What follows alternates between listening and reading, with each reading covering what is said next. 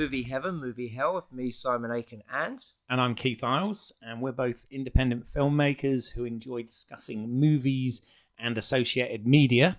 And for today's podcast, we're joined by two guests. We have recurring guest, filmmaker Clive Ashenden. Hi, Clive. Hello, good to be here. And for the first time on this podcast, we've got one of my friends, film fan and comic book aficionado, Paul Dunne. So welcome, Paul. Oh, thank you. It's great to be here. Thanks very much for having me. I said we get you on at some point. That's lovely. And rather fitting, for once, we're actually out of the office, and we are very pleased to be recording this today at Oribial Comics, which they've been very kind. Paul's arranged for us to actually get out of the off of Skype and into the field for once.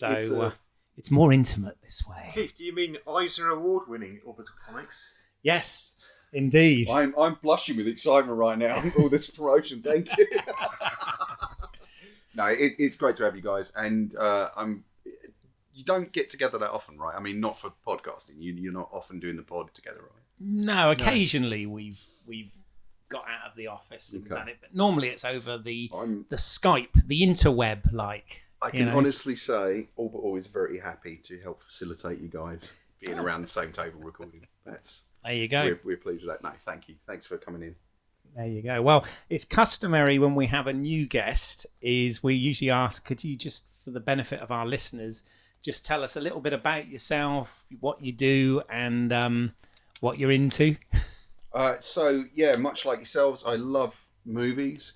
I love comics. I've been reading comics since I was like about, 8 or 10 or something like that, and seriously into them since about the age of 11, 12. And now I work for Orbital, and we do the podcast and stuff here. And I'm just a big movie geek like you guys, really. Yay, absolutely. I love my films. Absolutely. Well, that's how we first got talking, I believe, was in FOP. Yes, when I worked for FOP, yeah. Yes. And you came in. Were you looking for your own films? I wasn't looking for my own films. No. I'm just finding that. No, and we just even FOP don't stop them.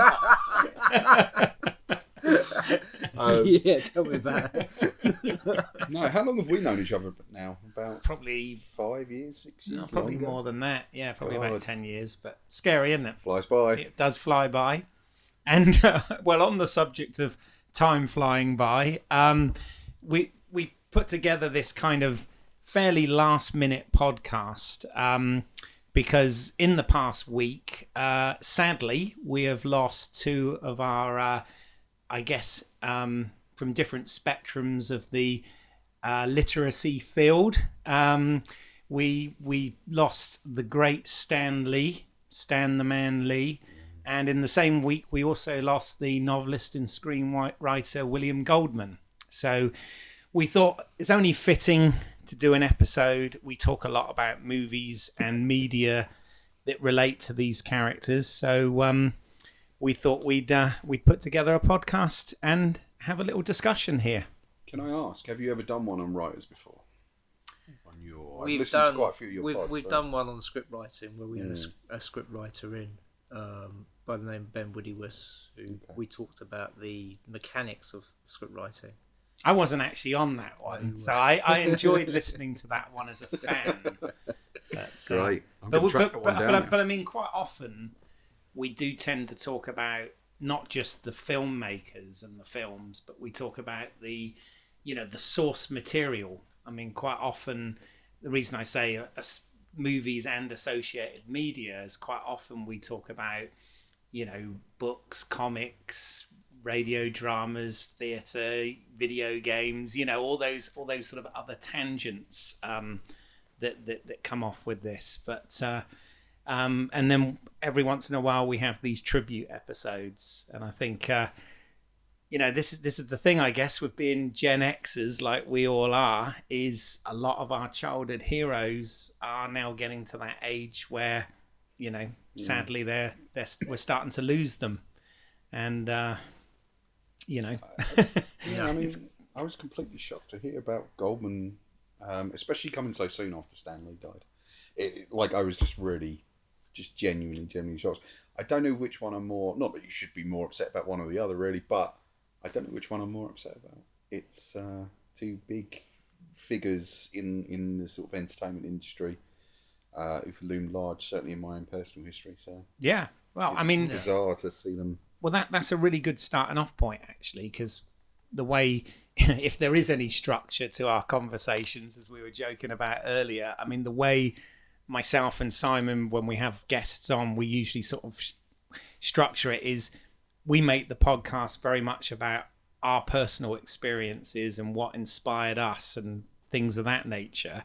And we always sort of ask our guests to go first. So maybe you and Clive can sort of start by a little bit about, you know, your journey and what those characters meant to you in your life as a filmmaker.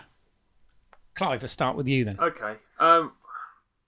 It's interesting you say those characters, like they were somehow larger than life, and I think maybe if we take Stanley first, because when you say that character, the character of Stan Lee, it's like almost has a life of his own, independent of the man, you know, who revolutionised comics and then went on and did all these other amazing things, because it's partly the ubiquity of him, you know, of his cameos, of him being an ambassador for comics as well as for Marvel, and then going through. I mean, I guess my first exposure to Stan Lee would have been through the Spider-Man and His Amazing Friends cartoon. I'm so pleased you mentioned that. Yeah, which sort of which ran early 80s, 81 to 83, and he was the narrator. So it was that was my sort of first taste of the sort of like Stan the editor voice, which, you know, then as I got into comics and started reading, going back and reading a lot of the sort of classic sort of Silver Age stuff and sort of bits and pieces, then you start to sort of get a sense of, like, you know, that whole Stan soapbox sort of thing, and his voice, his sort of catchphrases, Excelsior, Nuff said, all this sort of like bits and pieces that he would sort of, you know, and as I remember it, he would sign off like everything with Excelsior in the, you know, in Spider-Man and His Amazing Friends. That's correct, yeah. I mean, that was one where me, my brother, and my sister, we would tape that on Betamax. And you had Betamax? Yeah, because apparently it was going to be the future, and as we know, that proved to be true. So it was like we had. It was like this. I mean, I'm going to sound so old talking like this, but when I was growing up, it was such a sort of novelty. The idea that you could record things off the television and watch them again. They weren't just gone. So we would religiously record Spider-Man His Amazing Friends as well as other sort of Saturday morning shows, and then, you know, as well as things like Star Wars and so on, and just rewatch them to death. You know, I must have seen the episode with the arachnoid about sort of 50 or more times, just because that was my particular favourite. So that was kind of how I first was aware of Stan Lee as a sort of like as a person, and then you know, and as I sort of got into comics initially through sort of UK reprints in annuals and stuff, and then like as I got older, then really kind of just becoming absolutely obsessed with the X-Men and things like that, and then just sort of you go back, don't you, and you look for the source, you look for those kind of touchstone comics. So that was how I first became aware of him. Yeah. Excellent. What about you, Paul? I think probably it was in reading old copies of American comics that, not a family member, but probably like one of my sisters. I grew up with a lot of sisters, and they all had boyfriends and things. And I think one of them was massively into comics, especially 2000 AD. And then also, I think there were probably a few American comics lying around the house. So I got to pick those up and have a look when I was very young. And then as you get older, and strangely enough, I wasn't actually a Marvel reader, really. Right. But I certainly knew Stan Lee was. It was just one of those weird things that he's always kind of been there. Yeah. Because he is such a cultural icon, or was such a cultural icon, that he was inescapable, really, and that isn't a bad thing. So much like Clive here, I read the Stan's soapbox things in the Marvel comics as I got old enough to kind of pick up, make those choices myself over which ones I was buying. But I think possibly, maybe through television or interviews and things like that, you would just always kind of be aware of him, Yeah.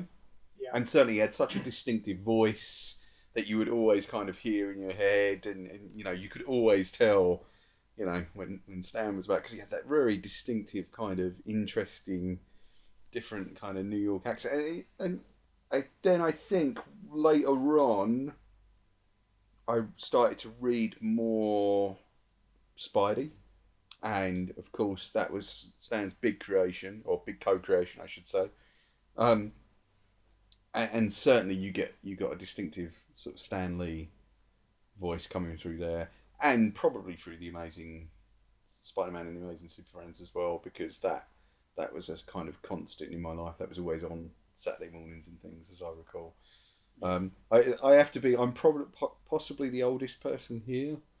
I think maybe. Now, let's not go into age. So, we're all around the same age. The memories are dying every day. we're all of that. We're all of the Star Wars generation, yes, definitely. as I like to call the it. First. Yes, indeed. But you were. I mean, I seem to remember from some of the conversations we've had over the years, you are more of a DC guy normally. Is that right? That is the thing. Yeah. Not because I didn't like Marvel. I can't tell why I picked one over the other. Do you know what I mean? Right. But later, as I've gotten older, I've read more Marvel and tried to read more of that stuff. But Clive, I was interested because you said you read a lot of the Silver Age stuff. See, now that stuff I now find quite difficult to read. Not because it's bad, but just because it's so far removed from what I grew up with, which was the 80s kind of grim and gritty stuff, that I find it really kind of... but it's always fascinating to see where the ideas start. It is, yeah. I mean, I don't know, I've read lots, but I think it was more just because I love Spider-Man. So particularly, I went back and looked at the early Spideys. But it's like a different style of comics, isn't it? And very much so. Because it's so much more wordy. But on the other hand, it's like you get much more bang for your buck in terms of story, because it's so dense with stuff. Whereas now it's much more art-led, and there's much sort of thinner. It's like you have to read 4 issues to get like what you would get in a single issue in terms of like a sort of a story development. There's a lot more decompression now in comics, and in some writers and artists you'll see it more, and in some less. In fact, it is quite strange now to read comics, and we often lament the kind of death of the one and done comic in the shop, because it's just like, oh, it's great when you could just pick up an issue, you could dive in, it didn't matter who you were or what background you were coming from with that comic, you could just dive in and read that comic and you'd get everything you needed from that one comic, and then it'd be a new story next month or next week or in the next 2 weeks. And but those days are not sort of fully behind us, but they're getting that way. Yeah, it's like TV. Yeah. Well, that is it. Absolutely. That is it. Yeah, the serialised, and it is done entirely so you can be sold big thick books with 6 or 8 or 12 issues in. So it is a money choice. I'm not angry about it because I just understand that's the way it's gone. But sometimes it is nice just to read a solid, concise story in one issue. Yeah, no, absolutely. Absolutely. What about you, Simon? What was your sort of backstory with Stan Lee stuff? Well, I was also a DC guy. I grew up reading Batman, a lot of Batman comics, and but I knew Marvel through TV because I used to watch, Spider-Man and the one in the 80s as well. I mean, I remember the 70s one where you actually had the Spider-Man theme tune. Right. Yes. And How did it go, Simon?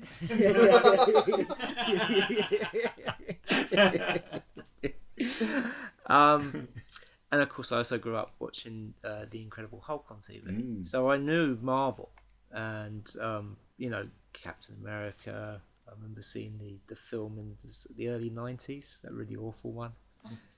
And but again, I can't pinpoint what point I sort of recognised Stanley as a person and as a voice. It probably was the cartoons, because I picture the voice. You can picture the voice before you can picture the man. Sure. And so I sort of, jump a whole load of years later, and I remember when I first got into filmmaking, I saw Clark's at Prince Charles, and then that same weekend they showed Mallrats. Oh yes, and of course he has the cameo, doesn't he? More than a cameo, Yeah. He's a character in the film. Yeah. I mean, he's there is that whole scene where Oh my God, you're Stanley. Yeah. And no, it was just great. I mean, it's that weird thing where he's somebody who's always been there, and he's always been associated with comics and Marvel. And I can't, for the life of me, remember when was the first time I actually, recognised that was Stan Lee. I mean, I love all the sort of his cameos and all the Marvel films, and dating back to his appearances in like the Sam Raimi Spider-Man films and stuff like that. I think that was, I know he'd done cameos before that, but I think that was when it was cemented that if you were doing a Marvel film, you had to have a Stan Lee cameo. Yeah. Yeah, he did X-Men, didn't he? And then he did Spider-Man off the back of that. Well, his first one was actually the TV movie The Trial of the Incredible Hulk in 1988 or whatever. That was his first. He was part of the jury. Foreman. Yes, exactly. in the sort of... He's my favourite character. It was probably the best thing in that film, to be fair. Saying that, I did love the cameo in Ang Lee's Hulk, where it was him and Lou Ferrigno, security guards. Yeah. And didn't he come back and play security guard in The Incredible Hulk? Wasn't he he was a guy who drunk some drink that the formula had fallen into the drink or something, and then he was on the news that he'd been taken ill because of drinking the soda pop. The factory that Bruce Banner was working in. I think there's been, it's like 35 cameos over the years, something like that. I think it is, but crazy. I actually think they were contractual. I believe. I'm not really? Sure. Okay. I think they were. It was actually if you are making a Marvel, as you say, making a Marvel movie. Yeah, Stan's got to be in there somewhere somehow. I think it was, as you rightly said, Simon, when those Sam Raimi Spider-Man films came, that was when, people sort of started to notice it during the film, and it's got to that point now where, sadly we're not going to get any more, obviously, but I don't know about you, but in recent years, I kind of used to get annoyed in the cinema with the person that had to make the big thing of pointing out the Stanley cameo, and we're like, yes, we bloody know it's him. Is that the same person who points out the Alfred Hitchcock cameo? There you go. Well, is that you, Keith? You say we won't get any more, but they've got at least one in the bank, haven't they? I think James Gunn directed a few, didn't he? Have I got that right? I've heard various things. The thing I've heard most recently is that there are about 3 or 4 in the bank done. Mm-hmm. And the other thing I'd heard was that in fact they'd shot quite a lot of them, and the idea is that somehow they would swing the movie around, because if you look at his cameos, they completely pull you out of the plot half the they're time. absent of a lot of the main cast. That's true. And I don't, again, it's going to sound like an old man here, but it's amazing what they can do with effects these days. No, it is. And there's no way they couldn't sort of just cut him out of this and put him in that. But yeah, I understand they filmed quite a few. Yeah.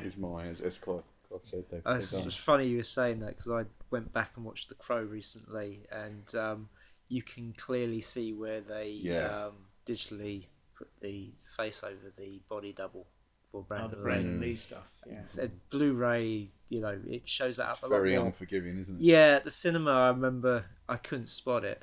I thought it was, that moment near the end where he's surrounded by the kids. I thought, oh, that's it. And then the rest of the film, that's a body double. But then I didn't realise how films were made at that time. They weren't shot in order, so thankfully most of his role had been filmed. So I think there was very little undone, wasn't there? Yeah. But when I watched The Crow, I saw it at the cinema, but then I also saw it on like a Region 1 DVD. So and back then, because of the difference between PAL and NTSC, Region 1 DVDs were just a bit murkier and a bit more forgiving on effect sequences. So the joins are a lot better in the Region 1 DVD than they are on the sort of UK Blu-ray now. It's funny how high def doesn't help everything. No, does it doesn't. Really doesn't. It's interesting, I but mean, to the point where you can actually see the stunt double. yes, Yeah. But I'm sort of on the Stan Lee thing, similar to you guys, I guess. I mean, I always say this on the podcast, but I always come at my entry into comics was from movies first. It was always movies and TV first, and then I'd go and seek out the source material, as it were. And I'm a big fan of the Incredible Hulk television series, and I seem to remember that when I was very young, some sort of magazine, like possibly Look-In or something like that, had some sort of behind the scenes interviews or something, and I think that's when I first saw a picture of Stan Lee was in that. And then obviously, as you said, Clive, he was of course the voice of Spider-Man and the Amazing Friends intro, so kind of always knew him from that side of things. But it definitely, I mean, I watched I know he didn't even like it, but the Spider-Man TV series with Nicholas Hammond, which he classed as too juvenile, I seem to remember, was his criticism on that show. What did he think of the Japanese Spider-Man? But yeah, it was always TV and movies, and then I've since gone back and read certain important graphic novels and stuff, but I think my entrance into actual comic books, apart from like Star Wars Weekly or whatever when I was really young, but was sort of in the late 80s, early 90s, when you had the sort of that sort of era of the graphic novel, and it was like the Frank Miller stuff, like the Dark Knight Returns, and obviously the death of Superman and the rebirth of Superman and all that sort of stuff. But again, those were largely the DC titles that I'm quoting there. But I mean, you had there was the X-Men one as well at the time. Was it X-Men Apocalypse? The one where Xavier and Magneto were sort of joined together to create this one big. Oh, I can't. Yeah, See, this is the trouble. There's so many crossover events around that time. Around the 90s, it was kind of like, we have this one storyline that's over multiple comics. I'm not quite sure which one started it off, if it was Death of Superman, but you had that, you had Nightfall, as you say, Rise of the Supermen, and then Return of Superman. Yes, yeah. Which some of those they actually did do audio drama adaptations as well of those, which I was a big fan of. Dirk Maggs kind of directed those, and got a cast audio version and stuff. So yeah, there was all sorts of stuff. Yeah, no, I do love a good audio drama, so which I often mention. Well, this is going to be, isn't it? This is there you go. We got one right here. But also, this is one of the things that always sort of struck me with the whole.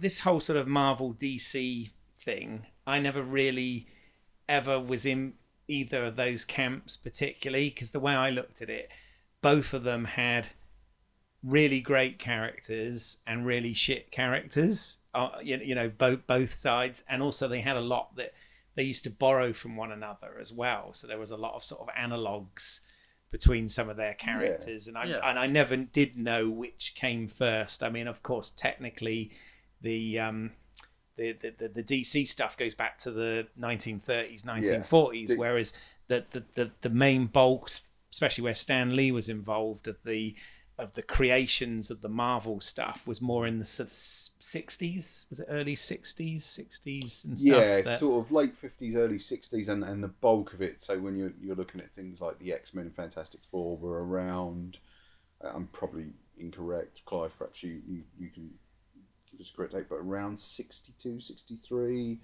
and then Spider-Man just after that, around 64, 65. I think that's about right. I mean, there's like this incredible like burst of creativity. It's like literally every month they're like bringing out these like iconic characters, and it's just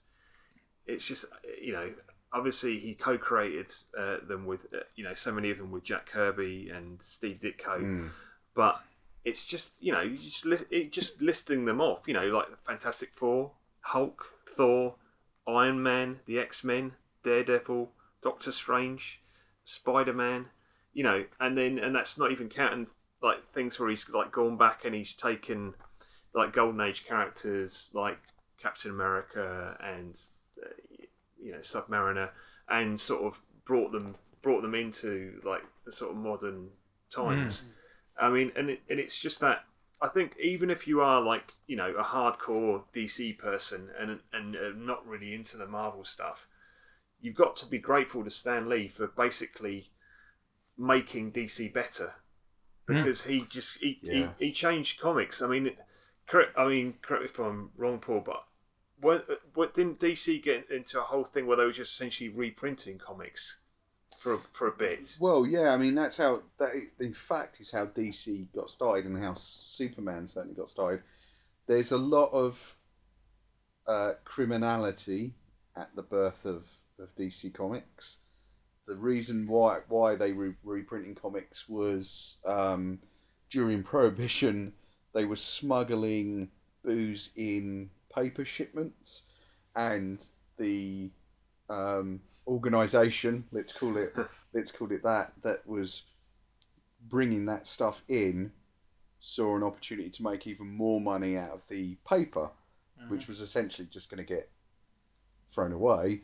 And they went, oh, well, if we reprint, the newspaper strips on this and repackage them, as I understand. I mean, I'm in the middle of reading a book right now on that, and as I understand, there's a lot of criminality at the heart of it.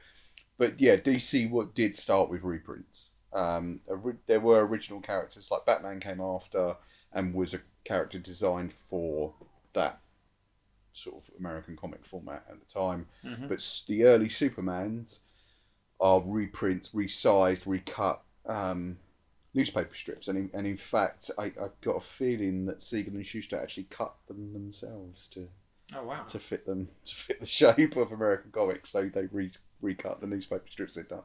Right. But yes, they were effective. Sorry, I went off on a tangent there, but they were effectively. That's really interesting. I mean, but you had that thing, didn't you, where it's like by the late 50s, it's sort of it's kind of been codified, whether it's DC or whether it's their competitors, where you've got like these incredibly idealized heroes who are always do the right thing. They're always noble. They're iconic, and they've got a really great rogues gallery. But what Stan Lee and what the Marvel creators bring to it is that sense of like these fallible humans with like real like everyday problems.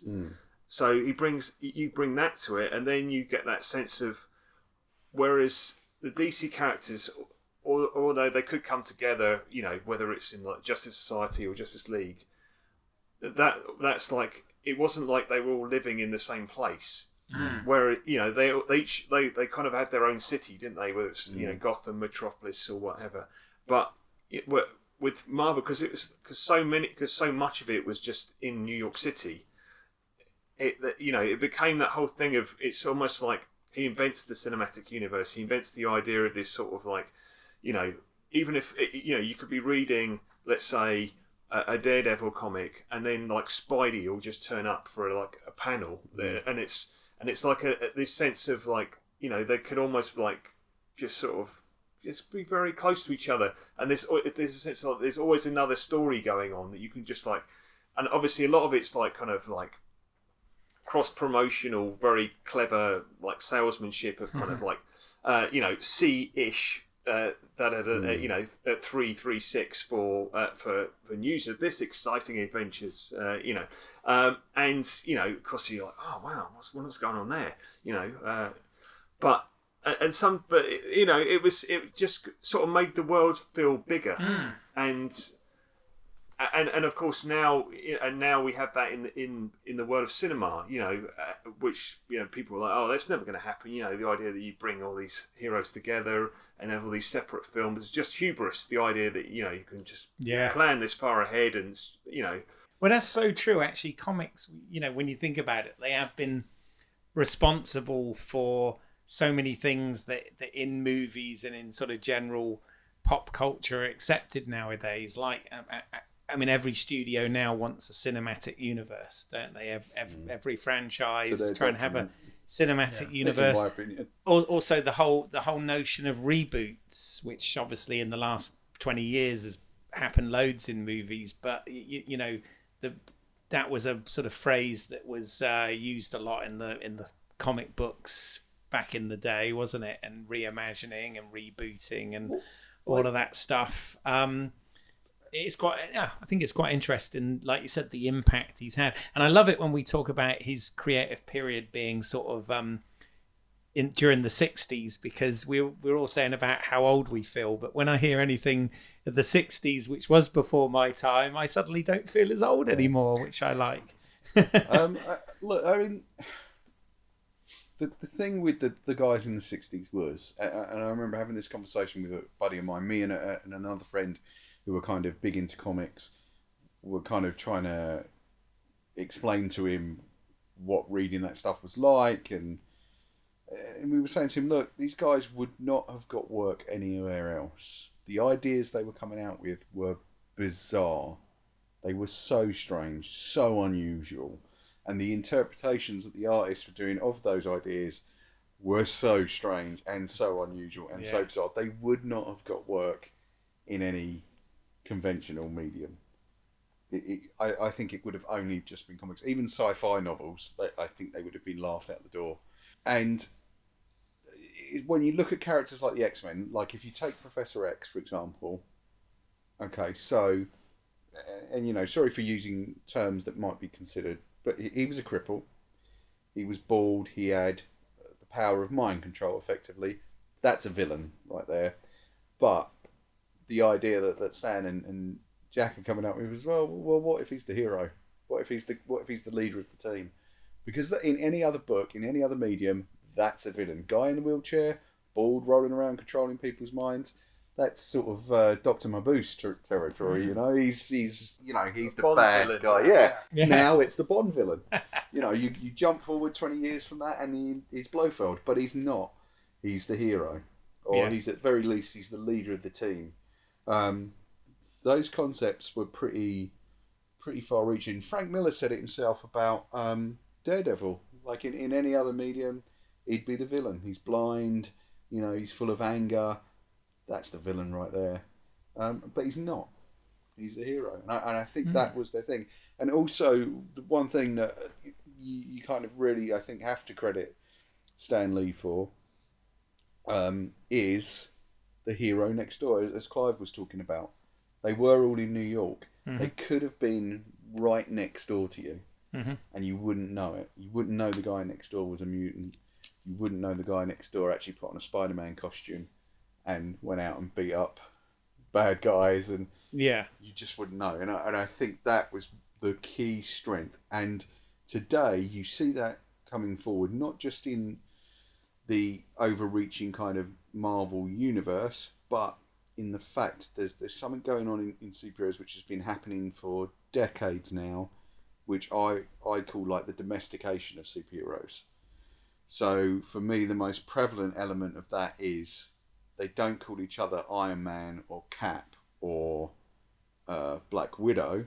Mm-hmm. It's Steve, it's Tony, it's Natasha, it's Bruce. You know, it's that sort of stuff. They're not interested in those kind of identities almost, really. Yeah. They're interested in people. Mm-hmm. And that, I think, was Stanley's key strength. He was always interested in people, and he was interested in real people. Mm. And that, for me, was one of the things that I always credit him for, despite the things that have been kind of said about him over the years, is that he was always interested in people. He was a people person. Yeah. I mean, I remember watching the end of Iron Man when he came out and said, "I am Iron Man," which we think in films was like so unusual because usually that's the secret identity. Yeah. I mean, that's very true. Actually, the MCU, you know, in fact, a lot of them don't worry so much about the secret identity. I mean, I guess of all of them, it is Spider-Man, isn't it, that does have the sort of secret identity. Yeah, but that's because he doesn't want his friends getting hurt and his aunt. Yeah, his aunt and whatever. Yeah. God, who'd want to hurt his aunt? No. But sorry.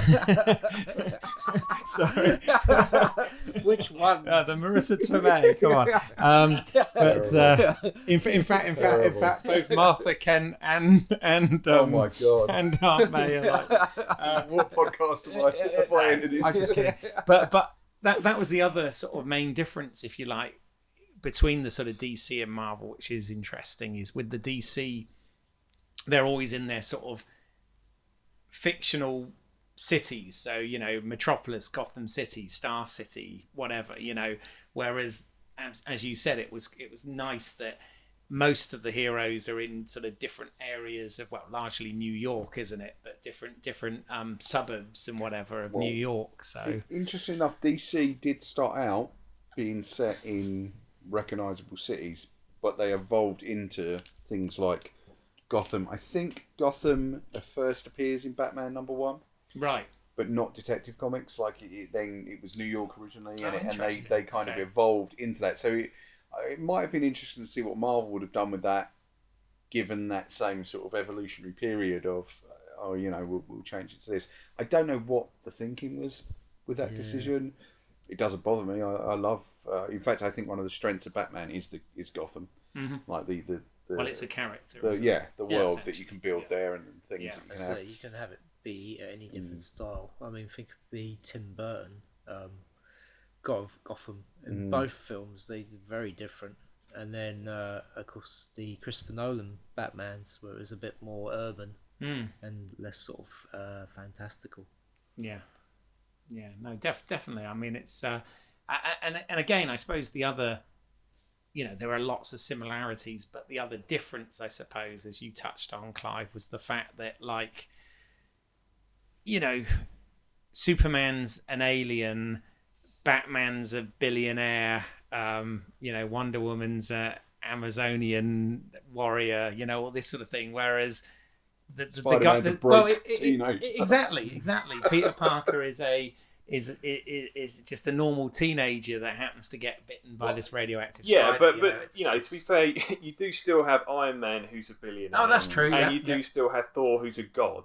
Yeah. So Silver Surfer, who's an alien. Yeah. So, there you go. But it's like, but the thing is, even though they are, they might not be in your situation, they still have girl trouble. They still have, what are you saying, Clive?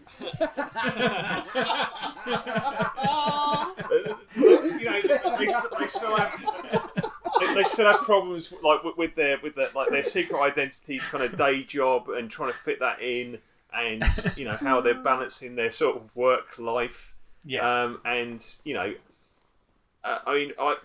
remember one of the first Marvel, one of the first Spider-Man comics I ever read. It sort of stuck with me because Spider-Man, throughout the story, he's trying to fight like various villains who are teaming up. I think it was like the Lizard and Stegron the Dinosaur Man, and it was, and he's battling. It's the middle of winter. He's battling this stinking cold, So he's sick, and he's still having to sort of get out of bed and go and do his job. And I really related to that. And maybe it was, although there might have been part of it, me as a kid was like just picturing like, oh, is he just sneezing inside of his mask? That's really gross. It's just like, anyway. Sorry, that just reminds me of the Kenny Everett sketch. Oh, yeah. Oh, what, the bathroom, yeah. Yeah. I love That's that. great.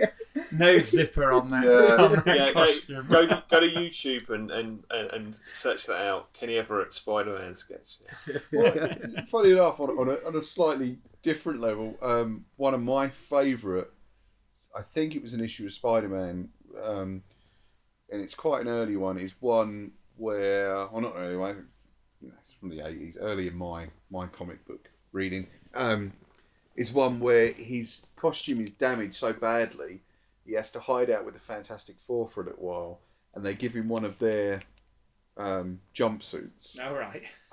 But of course he's got no mask, so he literally has to web his way back across New York to his apartment wearing a paper bag with 2 eye holes into it, barefoot.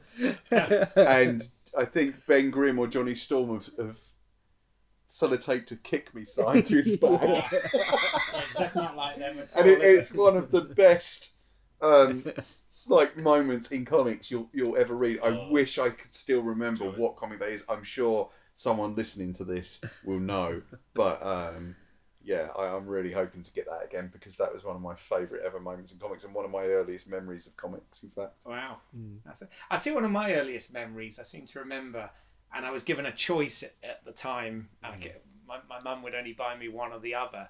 But there was, I remember going into like a bookstore when I was a kid, and there was a book about the like an official souvenir magazine about Star Trek the motion picture, but there was also a Spider-Man meets Superman like famous trade paperback type thing, and I could only have one or the other, and at the time I did choose the Star Trek the motion picture book. How bored must you have been now? But I was always intrigued, because I was like, oh, you know, obviously at the time I didn't understand what the difference between DC and Marvel was, but I was just, it just seemed bizarre that Superman and Spider-Man, obviously I knew Superman from the big screen and Spider-Man from the TV show, that they were together in an adventure. But have I dreamt that up, or did that exist? No, it's a real thing. It was what they called the Treasury Editions. So you'll sometimes see them on display in the shop. They're these big format, almost kind of broadsheet newspaper size. They're huge. Right. And Marvel did a load of them in the early to mid 70s, I think, and 80s. And occasionally they still do them now. And they quite often were special crossovers. And the Superman Spider-Man one is extremely famous. And in fact, it was one of the early kind of variant covers almost, because I can't remember what it was. That was right. They did an edition that was sent out just for educational purposes to schools, I think. Oh, right. And the cover is slightly different, and I think it's kind of classed now as one of the first variants. And in fact, we had that in the shop earlier this year. Wow. We had that one in the shop. I was just always, I remember leaving kind of, you know, you obviously kids now will probably get both anyway, but at the time I was very much taught, you know, you can have one or the other, you know, you can't have both. And, you know, at the time I guess I was really into Star Trek at that moment. I've got to ask you you, know, was it like, were you like, hang on, I've been reading this for 20 pages, they're still on the shuttle going to the... another flyby. Still going through Beecher. Yeah, it was like a sort of, official souvenir magazine or something. I'm right in saying, though, there didn't Stan Lee do a series of DC comics where he reimagined their characters? Yes, that was fairly recently. That was within the last, I'm going to say 15 years, maybe 20 years. Yeah, just imagine. And I think he recreated Batman, The Flash, Wonder Woman, the major ones, basically. Wow. Yeah. I never read them, to be honest. Oh, okay. No, I didn't read them either, but I remember them coming out. There's so much material out there, though. It's crazy, isn't it? It's like there's just loads to watch. Well, quite often now, the Treasury things and the sort of Just Imaginers are things that don't get reprinted because I suspect because the competition between those companies is now so fierce that they don't want to. There's loads of things like from what they call the amalgam age of comics, which was when they did a lot of DC Marvel crossovers. Those aren't currently in print in book form, and it's a shame because there's some interesting stuff in there, and some interesting pairings. I mean, I've got some of it at home, and we've certainly got some right now in the shop, but they are currently out of print. I would love it if they reprinted those and put those out in book form for people to enjoy again, because for a lot of people, going around and tracking down a £20 back issue is not conducive to getting young people into comics. Right, and, yeah. It makes it more difficult for them. But, there's a lot of great, weird crossovers that as you dig into the history, you'd probably be surprised that ever took place. But no, you didn't imagine the Spider-Man. Actually, you've prompted a question in my mind now, and I don't know whether you're able to answer this or not, but obviously working in a place like Orbital Comics, plug. Okay, is it? I mean, I sort of take it for granted, but is it mainly sort of Generation X that tend to still buy comics, or do millennials and whatever buy comics regularly? Okay, so if you're talking about back issues, that tends to be either people who are looking for something very specific, and they tend to be in their 30s, 40s, our sort of age, For new comics, it's a wide mix. It's a very wide mix. The older guys tend to buy more than the younger guys because they've been collecting for so long. They don't want to give up on that,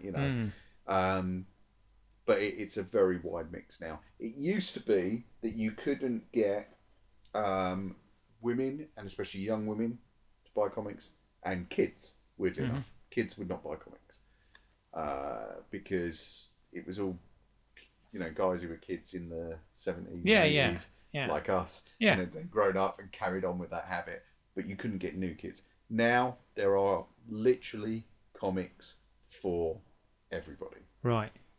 Which is good. And they're not, and we're talking physical hard copies rather than digital. Loads of people buy digital. Stuff. Loads of people buy digital. That's fine.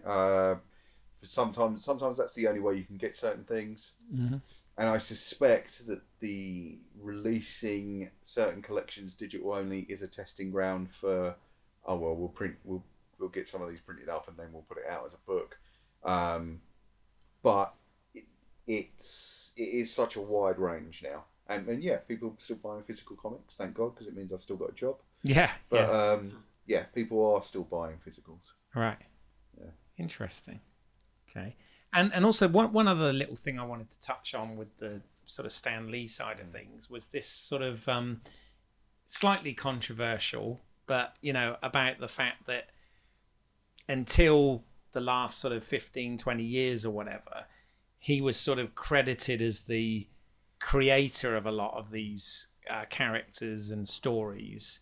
And obviously, in the later years, the artist has been credited also, whether if it's Jack Kirby or Steve Ditko or whoever.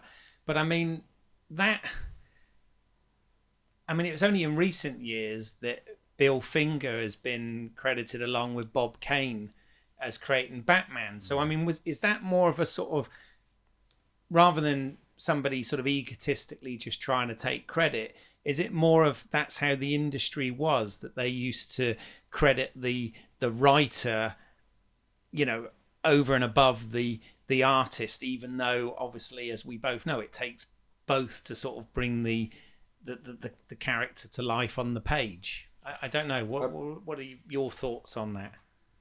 Have I opened up a can of worms now? I've got a lot to say on this. I don't know if anyone else wants to go first. I just remember what I saw in that 2000 AD documentary about how a lot of the writers there were sort of credited with the creations of these work, but the artists kind of they weren't. They didn't. It was that weird thing where they were saying about actual bits of art were being used, like doorstops and all that kind of stuff. Yeah. It wasn't treated very well, but the written word was, treated much better. I don't know. I think it's kind of like it's like in the film industry, you get more money for an idea than you do for a finished product. But it's that weird thing, isn't it? Because it's like selling, isn't it? And Stan Lee is somebody that people know, even if they don't read a comic, and so they, were using that to sell the comics and stuff. I guess I don't know. Maybe it was just they felt easier to have one person as the creator than having lots of other people. Yeah. I mean, it always comes down to copyright as well. I mean, copyright law is an absolute mess. Yeah. I mean, I know in recent years, he's obviously been in the zeitgeist and he's been very much the sort of figurehead and whatever. But whenever I've seen him interviewed, he's always been very quick to actually credit the other artists as well, rather than just saying that he created Spider-Man or he created Iron Man or whatever. He would always credit the other artists. Have you got thoughts on that, Clive? I mean, I don't really know what the answer is. I'm just putting it out there. Yeah, I mean, I feel like there was a period of time where it seemed like Stanley really got bashed and really got kind of like. I mean, there was not just him, but it was very much part of that sort of backlash. And now I feel like, especially after his passing, thankfully, I think a lot of that sort of stuff has gone away, and you can and we can now recognise, that obviously the artists that he co-created with them, and they should be credited, but he didn't do nothing. It's not like he just stole all their work. I think a lot of it is down to this idea of what they called the Marvel method, which was, and it's because he was so prolific. At one point, he's writing like sort of, was it like 16 monthlies or something at the same time, and he's beyond prolific. But in order to get all that done, and to he would essentially they sort of had this sort of method where basically brainstorm the story with the artist, then he'd write out the whole synopsis rather than writing out a script with like all the dialogue and stuff, and then he would basically say allocate the number of pages to the artist to say you fill in the bits, kind of stuff. And so there's a bit of sort of sniffiness, I feel, from some areas of people where they sort of kind of like, well, he's not really writing it then, is he? It's kind of, but the sheer amount of stuff that he was doing, I mean, I don't see how else he could have done it, and so I think because it went from him sort of writing every word to him then just sort of like beating out the stories, that it's sort of that perhaps that sort of, there was a certain kind of sort of feeling that as a creator that he was much more showman and salesman than he was creator. But I think that's hard. I think it's very hard on Stan, and I think thankfully people have sort of coming back round to sort of realising just how much he did contribute, just how much we wouldn't have, the likes of Spider-Man, Fantastic Four without Stan. Obviously, we wouldn't have it without Jack Kirby and Steve Ditko either. But I don't think you can just sort of say that he didn't contribute, because he did. Definitely. Paul, you said you got feelings on this. Okay, so I can't really come down on one side or the other, but what I can say is this. At the time in that industry, you were a writer or artist for hire. You got paid, I think, by the page in terms of art. and by the issue, I believe, in terms of writing. The Marvel method, as Clive said, has a lot to do with this kind of view of Stanley and the problems with Jack Kirby and Steve Ditko. I think that what Stan was, as these guys both said, is a great salesman. He understood the importance of giving Marvel Comics a face, of giving people a name to cling to, which is why you got a lot of that, Jocelyn Jack Kirby, whatever it was, the kind of alliteration that he used to throw, the Marvel ballpen idea, which did and didn't exist. It really wasn't quite the way it was kind of described to people. As Clive says, that the kind of prolific nature of his work would have meant that, the Marvel method was the only way he could have got that stuff done. It's my understanding that perhaps in a lot of cases, some of that stuff was farmed out to other writers to do in the Stanley style. However, that style was quite distinctive. So I believe he would have had a hand in all of those. Does that mean the other guys didn't deserve the credit that they kind of saw later on? No, they absolutely deserve credit.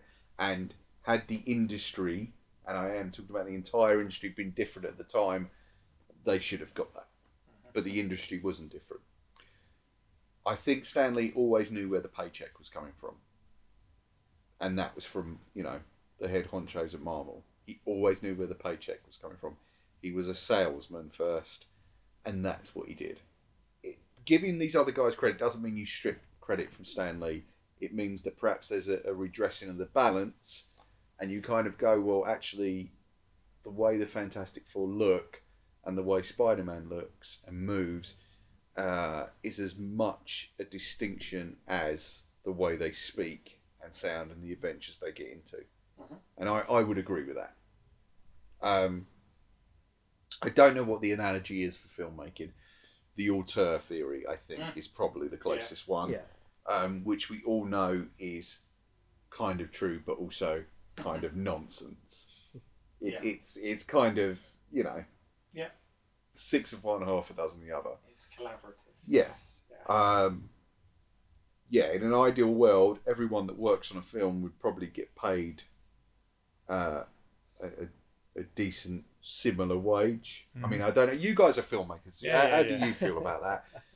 It is what it is. I mean, unfortunately, the stars get the more money because they are the people who are bringing in the audience, as Hollywood seems to believe that's the case. But I mean, at the end of the day, people on a film, on a big film, get paid a lot of money. Yeah.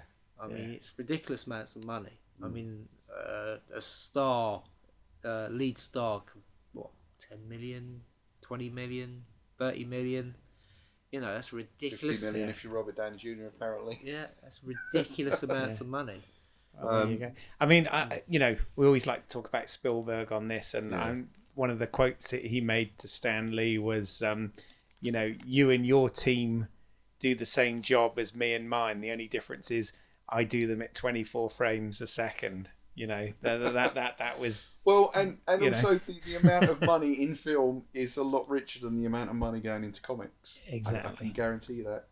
Comparatively, on a page rate, comic writers and artists get paid piss. Like it's very little, and it's why you see so many writers cranking out so many books. Some cases they were like putting guys on 4 books a month. Not nothing like Stan was writing, but these days to have a writer on 4 books a month, you'd just be like, Jesus, they're really having to crank it out. Yes, there is a redressing of the balance that needs to happen, and I think has begun to happen. Yeah. There's another thing I want to state. Stan loved the limelight. Okay? I'm willing to bet that if you really look into it, Jack Kirby was probably quite difficult to work with. There was a book recently that had 100 sort of writers and artists giving their view on Jack Kirby, like opinions. I think it was just called the Kirby 100. One of the writers posits the theory that the reason why Kirby was so prolific during that time was that he was probably suffering undiagnosed from post-traumatic stress disorder because he was a war vet. Yeah. And that would have also explained some of his demeanour. I'm willing to bet he was probably quite difficult to work with himself. And I don't want to take anything away from him or insult the guy. The work he did is amazing and is still influencing comic art that I love today. Yeah. I mean, we're totally, the whole point of this podcast is we're totally here to honour the dead here with what they do, not. So, I don't want to do Sonic Kirby. No. And as for Ditko, I have a lot of mixed feelings about Ditko because, quite frankly, Ditko did not love the limelight. I don't think he was interested in having his name out there, really. I don't think he was interested in the kind of fame that came, limited amount of fame that came with comic book success. Also,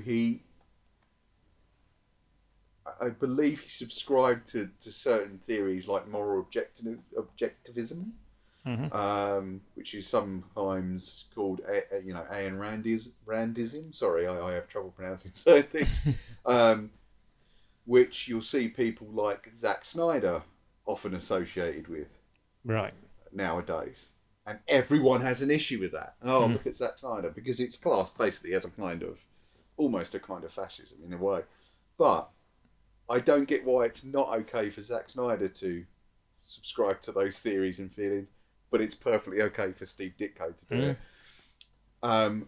So all those people carried with them certain difficulties in terms of how you work with them, right, and how they would navigate their working thing. And I think part of the problem is that Stan got famous. And I'm not saying it's jealousy, but I think to a certain extent some of those guys missed the boat a bit by not kind of playing along with certain things that he was doing. Not necessarily the authorship, that kind of auteur theory, but with the showmanship. Well, he was certainly, Stan was a character, wasn't he? And he certainly was very good at that. He was very personable, very, very positive always, which is what you want to hear, which is good. But I am conscious of the fact that we can talk loads about Stanley, and you may have a few things you want to wrap up on with that. But I also want to make sure we give Mr. Goldman some time as well. But no, so I was going to ask each of you, just for a bit of fun. Obviously, we're movie heaven, movie hell. So in terms of Stanley's cameos, I was wondering whether I've got an idea of what mine are, but what your favourite and least favourite cameo is. So your cameo heaven and cameo hell. I'm not going to do a least favourite. It's not. I don't mean it in a disrespectful way. I know it just doesn't work. I know you don't. Partly because I can't hold them all in my head and go, actually that one's not quite as good. But yeah, like you say, it's all about sort of celebrating the man. Yeah. So I'm going to say that my favourite is the one from The Amazing Spider-Man, which is the one where he's the librarian at Midtown Science High School, and he's got his headphones on. Yeah. He's listening to his classical music, and he's sort of pottering around, and in the background, the whole library's being destroyed by the Lizard and Spider-Man just fighting behind him, and he's just completely oblivious. And that, I just thought that was great. Fantastic. Paul, do you have guests first? No. Again, I can't pick a least favourite. All right, don't worry about the least favourite. But sorry, I'm ruining the whole thing. I apologise. But definitely the first Iron Man movie where he gets mistaken for Hugh Hefner, because yes, one, it's a dead on. I've got a kind of feeling that Stan probably picked that himself. Yeah, that he probably wanted to do Hefner because everybody wanted to be Hugh Hefner, right? And that was it. And I think Hefner was always a a hero to Stanley. Yeah. Because I think Stan saw what he'd done with Playboy and thought, I'll have some of that, but I'll do it in comics. And he wasn't necessarily interested in the kind all of... the other goodies that went with Yeah, it. all the accoutrements of Hugh Hefner's life. Yeah. But he was definitely interested in the success. Yeah. And he was a family man. I Absolutely. think he went through maybe 2 marriages in his entire life in 95 years. Yeah. In a country with a staggeringly high divorce rate even back then. So I think he was, I think that Hefner thing was a very knowing kind of nod. Yeah, because it was Hefner in the first film and Larry King in the second one, wasn't it? That he got mistaken for, which I think is quite amusing. But yeah, okay. And there is one thing I do want to say about Stanley at the end, if you don't mind. Oh yeah. Okay. But Simon, my favourite cameo would be in Avengers 2 when they're at the party. He's one of the World War II vets, and Thor's drinking this sort of brew, isn't it? It's like, you can't take this. He's like, I can take anything, and then you see him being dragged out. I love that. That was cool. That's right. He's being dragged out at the end of the party, isn't he? Yeah, I mean that party was great overall in that film because I did love the bit where it was Captain America who nearly moved the Force hammer, wasn't it? Yeah. Oh yes, they're all trying. Yeah. It's a great scene. Yeah. Well, for me, for the longest time, everybody knows I'm a big fan of Captain America Winter Soldier, and for the longest time it was the bit where he was the security guard who comes to find the costume missing and goes, I am so fired. Right? But the next Captain America Civil War actually topped it when he had the delivery for Tony Stank. I just thought that was brilliant. One Captain America topped the next for the cameo for me. But they're all pretty good. He's played security guards quite a bit, hasn't he? He has, delivery men, security guards, it's like celebrities. The one I am going to say the one I didn't like though. Sod it. I'm not meaning to run him down, but I just didn't think the film was particularly good. All this bit in the Amazing Spider-Man 2, right? When Peter's coming for the graduation and he swings in as Spidey and he comes out and he's got his cap and gown on and he's forgot to take his mask off and it's like, and Stanley goes, I recognise that man or whatever. That one I just did cringe when I watched it. I'm like, nah, come on. I mean, well, just to finish up on the cameos bit, I will say that I do like the whole kind of like almost like linking Marvel Cinematic Universe thing of Stan Lee being like one of the Watchers. Well, yes. You know, I mean, wouldn't it have been good if they had like a sort of on one of the Blu-rays, like a one-shot film or something where he was the Watcher, about that, and because they kind of is it in Guardians 2 or something? They kind of imply that, don't they, when he's there, and that would I mean, it would make sense apart from just being that guy looks a lot like that delivery bloke, that security guard, and Hugh Hefner. Yeah, I like that. The idea that he's still eternal. He's still sort of up there, sort of watching things with a twinkle in his eye. Maybe he is. And Paul, sorry, you want to add one more thing about There is one thing, funny enough, that comes right back to the MCU. Despite good or bad what you want to say about Stan Lee, I've read up on this. He was always a man with a vision, and that vision was right from the 60s to get Marvel characters on TV and film. Yeah. He wanted to do that right at the very beginning. Yes. Well, he admits that he was very envious when Tim Burton's Batman film came out. He was because he was good friends with Bob Kane, or at least they knew each other or whatever, and he was quite envious of the fact that Bob Kane had got his character onto the big screen, and at that point, I think I'm right in saying, at that point there hadn't been any big screen Marvel heroes. There'd just been the stuff on TV at No, that stage. even Blade was still Blade was still a number of years 7 away, or 8 years away. Yeah. But he always had that vision, and in fact, even in the 60s, Fellini was up at the Marvel offices discussing doing an original film for Marvel, not based on their characters. And Imagine was that. entirely because the Marvel offices were like the place to be in the 60s. Like there was a lot of celebrity kind of flow through there, but I think he was always a man with vision, and it's because of that vision. And yes, you have to credit people like Kevin Feige and Avi Arad that you now have the Marvel Cinematic Universe. And I think especially Kevin Feige. Yeah, especially Kevin Feige. Yeah, I mean, it's a great tribute to Stan Lee.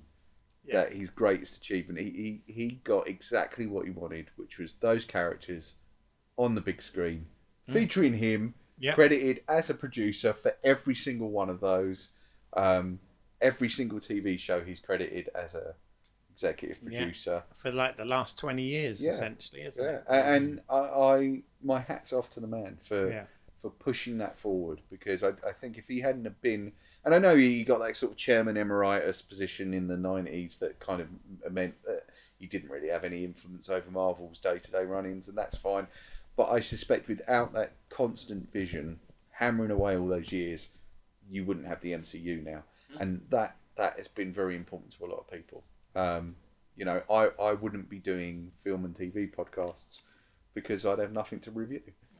Well, I think that's a very positive thing, and links it right back to movie heaven, movie hell. We're talking MCU, so there you go. That's cool. That's excellent. So, is that anything else on Stan, or no? I think we should sort of move on to William Goldman. All right then. So, moving on now then to screenwriter and novelist William Goldman. As always. Want to invite you guys as the guests to kick things off if any of you particularly want to. Really, it's about, again, as we always say, how did you first discover the man, and what sort of work of his do you like the most? Okay, I guess I'll begin. If you're a filmmaker, or you're someone who's sort of studying filmmaking, especially screenwriting, there are certain sort of like key scripts that you get sort of, people will say, you need to read this. This is like one of like the sort of foundational things, or this person is a great writer. You should look at their stuff. And William Goldman was one of those writers. There were certain scripts which are always bandied about, and like the likes of Butch Cassidy's The Nut's Kid was one of them. In the same way that, like Robert Town was another one with Chinatown, and there were certain ones where, as I was sort of learning about stuff, I mean, he was still a big time screenwriter. He was still someone whose work was in the cinema. So I was very much aware of him as a name writer. So there was that, but then I think really it was his book Adventures in the Screen Trade, which really sort of like cemented my sort of like view of him, which is one of the first kind of like war stories book, sort of Hollywood tell all behind the scenes thing, and it's like a writer's point of view of mainly sort of like 70s and into 80s kind of filmmaking. And then he did a follow up called Which Lie Did I Tell? And I absolutely recommend those to anyone who's at all interested in kind of like the history of Hollywood, or just sort of juicy sort of like Hollywood stories, or even and I think sadly a lot of the sort of stupid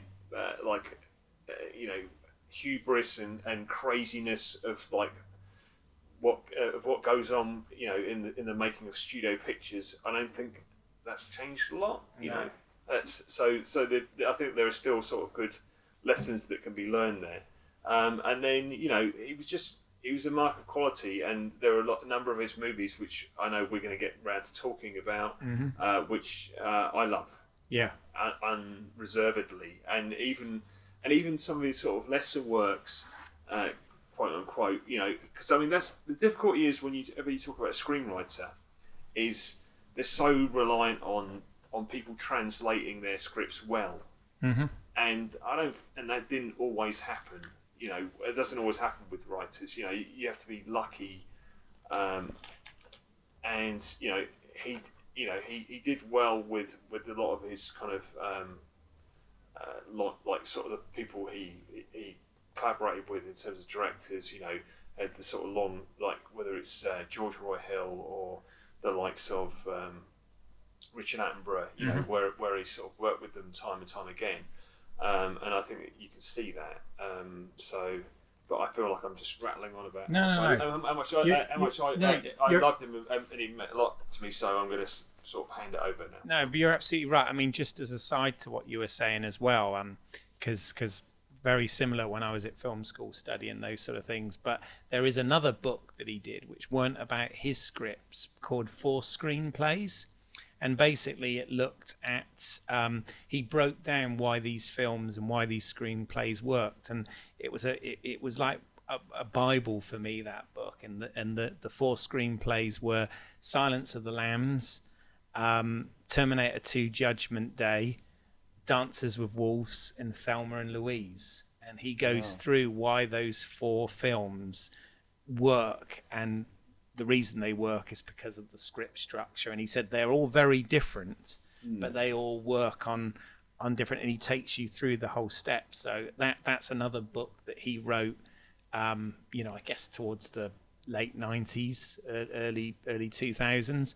And that's another great read in addition to the ones you mentioned, just for anyone interested out there. And actually there is a 4th one that he wrote. Oh, is there? Yeah, kind of. It was a book he did, in fact, and a 5th. There's a book he did which was a collection of his essays that he was writing for Premiere, I believe in the early 90s, maybe late 90s. Okay. Called The Big Picture, which I think I have a copy of somewhere at home. And then another book, or maybe I might be thinking of John Gregory Dunne. Yeah, I think maybe I'm thinking of John Gregory Dunne. There was one where he was judging, actually maybe it was Goldman. He was judging the Cannes Film Festival, and in the same year he went off to judge a beauty pageant or something. Right. And he wrote a book comparing those two experiences of being on the judging panel. I think that might be apocryphal. It might be John Gregory Dunne I'm thinking of. But yeah, and I can't remember what it was called. Okay. Or it was a year working on where he worked on Broadway. I can't remember. It's all kind of lost to my memory now. That's right. If I had the books in front of me, they're in the introductions. I think he talks about them to Which Lie Did I Tell? And right. Adventures but what about Springtime. What other things about him? I mean, do you remember what sort of first films you saw or anything? Does anyone know if there were other books on screenwriting kicking around at the time he wrote Adventures in Screenwriting, Adventures in Screentrade? Which was Robert like early 80s. I know of early 80s, but Robert McKee's story is the other one, which unfortunately is the one that Hollywood holds up as the Bible.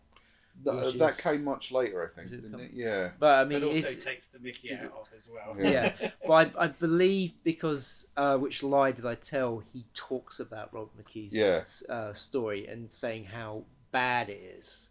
Because because there are no set rules to telling a story, but unfortunately, through this book, Hollywood has a way of enforcing what they want.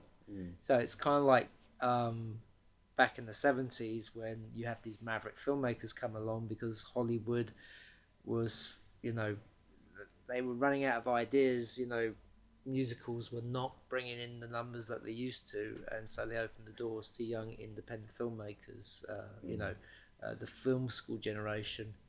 And as soon as there was this great outburst of creativity, stuff that would not have been made before. And then of course once Jaws and Star Wars came along and showed them how they could make a lot of money, those doors will close to other filmmakers. You know, and we've been stuck with those 70s filmmakers since. Well, we have. I mean, you know, there's. You think about it, we still have stuck with. Well, still got Scorsese. Nobody's taken over from Scorsese. No. Nobody's taken over from Spielberg. You know, we're still living with, you know, Lucas through all the Star Wars films. Love him or hate him, he's the creator of those films, and they're still going on. And, you know, Rob McKee's story is another form of Hollywood saying, well, you know, you have to have this happen within the first 10 pages. You know, you have to introduce your character, you have to have an inciting incident. And I remember in Which Lie Did I Tell? It's like, well, you know, stories do not have to be told that way. It just makes, you know, films very cookie cutter, very sort of, you know, formulaic, very formulaic. Yeah. But you know, when I first started filmmaking, you know, I would read anything on filmmaking behind the scenes, and the very first book I read was Robert Rodriguez's Rebel Without Crew. Great book. Amazing book. That is an amazing read, definitely. In fact, this was around the same time, because I read loads of books all together, and there was that screenplay one. There was obviously Robert McKee's story, and you know, Sid Field's books and all that. They all sort of came at the same time. But it's interesting actually what you're saying about the sort of you know, it's kind of our generation, the earlier part of our generation, are the ones still making the films at the moment, and I'm guessing it's not going to be long before, you know, probably the closest is Damien Chevelle, whatever his name is, who's I think he's in his mid-30s or something, but you know, soon we're going to get like a millennial filmmaker that's going to be lauded, no doubt, you know, on his or her way up the tree it's now. It's kind of funny because you know, we're still living with filmmakers who made their names during the 70s, and they're still going. And there's nobody sort of come along to replace them. I mean, there's been, you know, you've got your David Finchers and Christopher Nolan and stuff like that, but they're not sort of held in the same regard as a Scorsese or a Coppola. You know, these people who, you know, they had an absolute, you know, put their print onto films then. But you know. also, I think they had the good fortune, if you like, to be around at a time when people were actually talking about movies. Oh, gotcha. Where it was a serious topic of discussion every day. And, you know, movies have gone through that rebirth. Now, people are very much focused on how to get a movie, how to watch a movie, how they're watching a movie. You know, Netflix is a thing you do now. Oh yeah, consumption models have changed. We talk about that a lot. Well, it's interesting because I watched is it Beyond the Wind? Other Side of the Wind. Other Side of the Wind, which I haven't watched that yet, but I've watched the documentary on that movie, which is this is the Orson Welles thing, which apparently you kind of have to watch as a companion piece to it. To fully I get watched the experience. documentary first and then watched the film. Yeah. And I think it's probably the best way to do it because the film is baffling. Right. It's a lot of stuff thrown at you, but it was amazing because I think this is one of the only films with Pauline Kael's in it. Yeah. Yeah. And you know, she Pauline loved everyone, didn't she? No, not.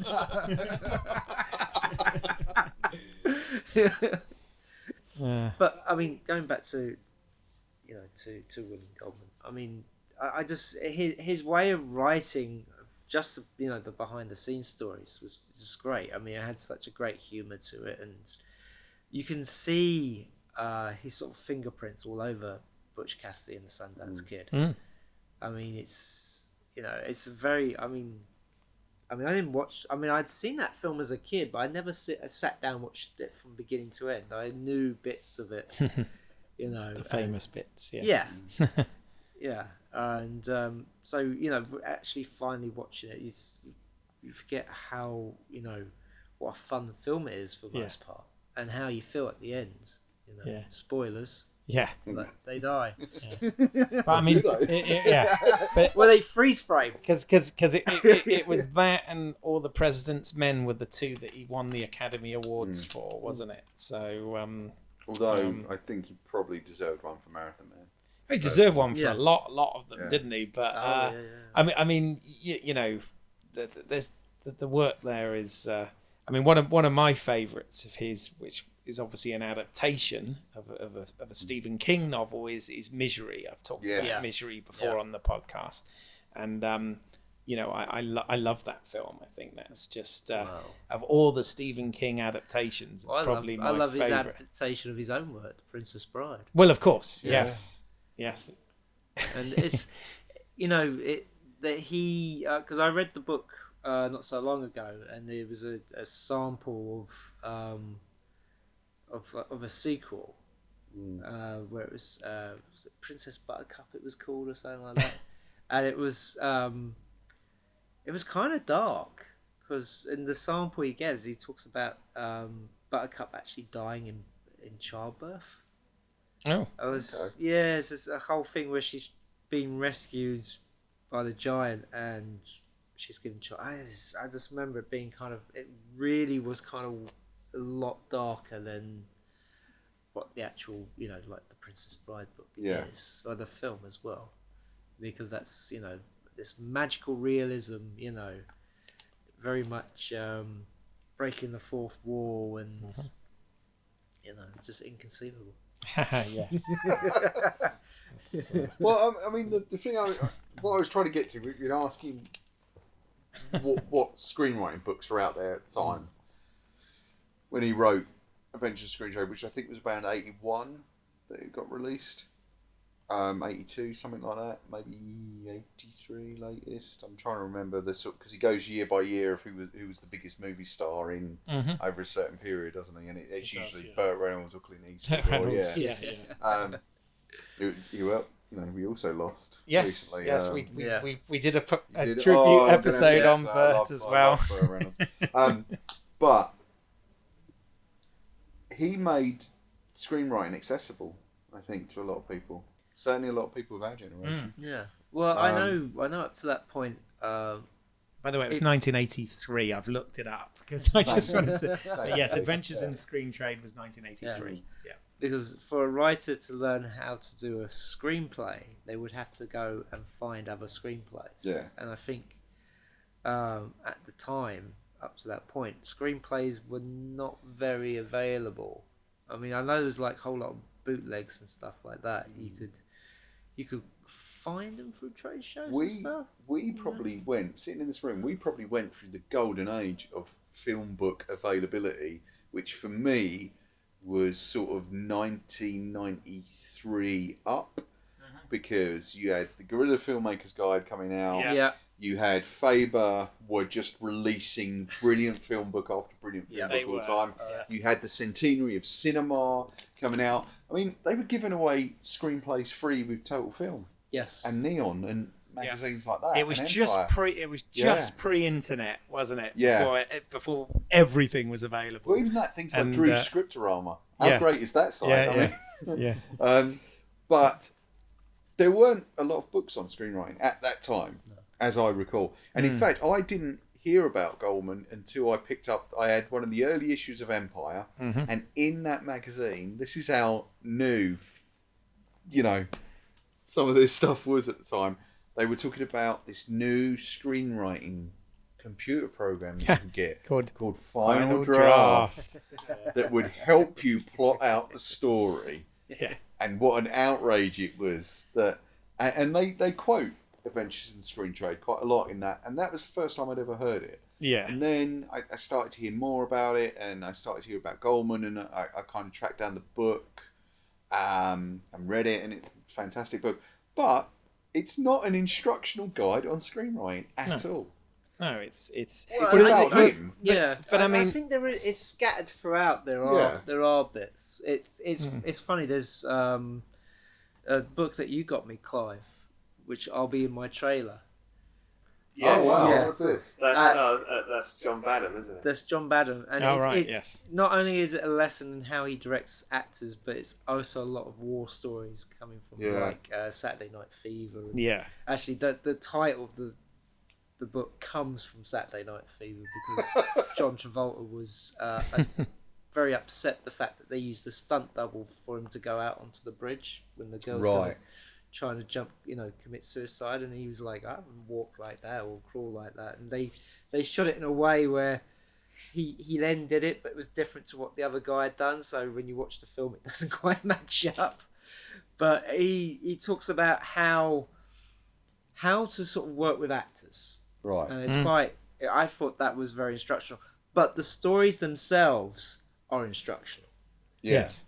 Because they're examples of, mostly with John Badham, they were examples of how not to talk to actors. Yeah.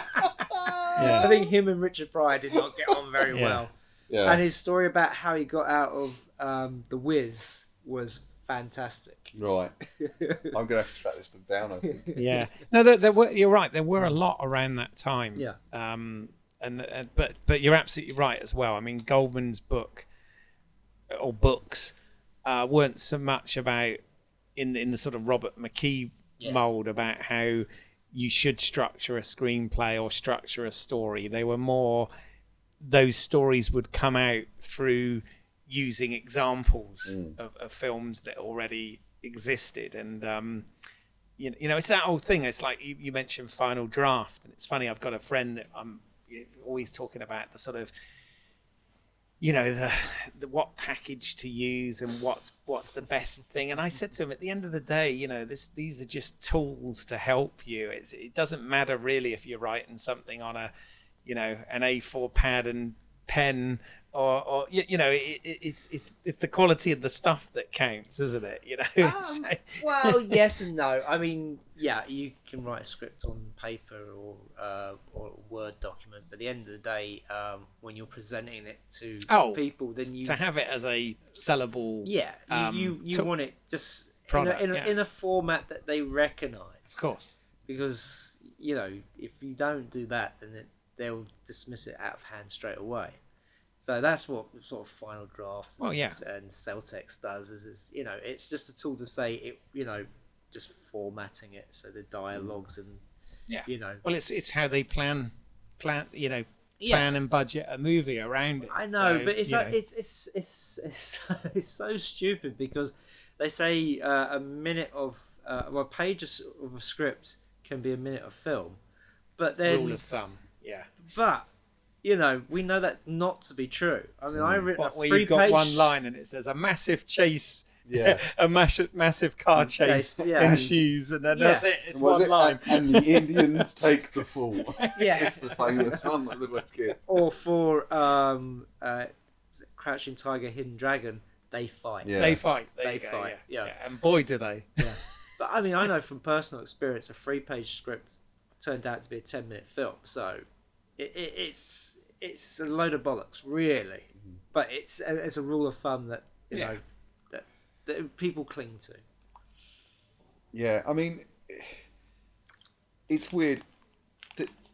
The actual most instructional book I've ever read on how to be a working writer, even though I never really actually became a working writer, but there was a fantastic book, and I'm not sort of pissing on Goldman to say this because he is a terrific writer, but was by John Gregory Dunne, which I don't know if any of you read. It's called Monster, Living Off the Big Screen, and it's the story of John Gregory Dunne and his wife Joan Didion were writing a story of a newsreader in America called Jessica Savage. She was a real person.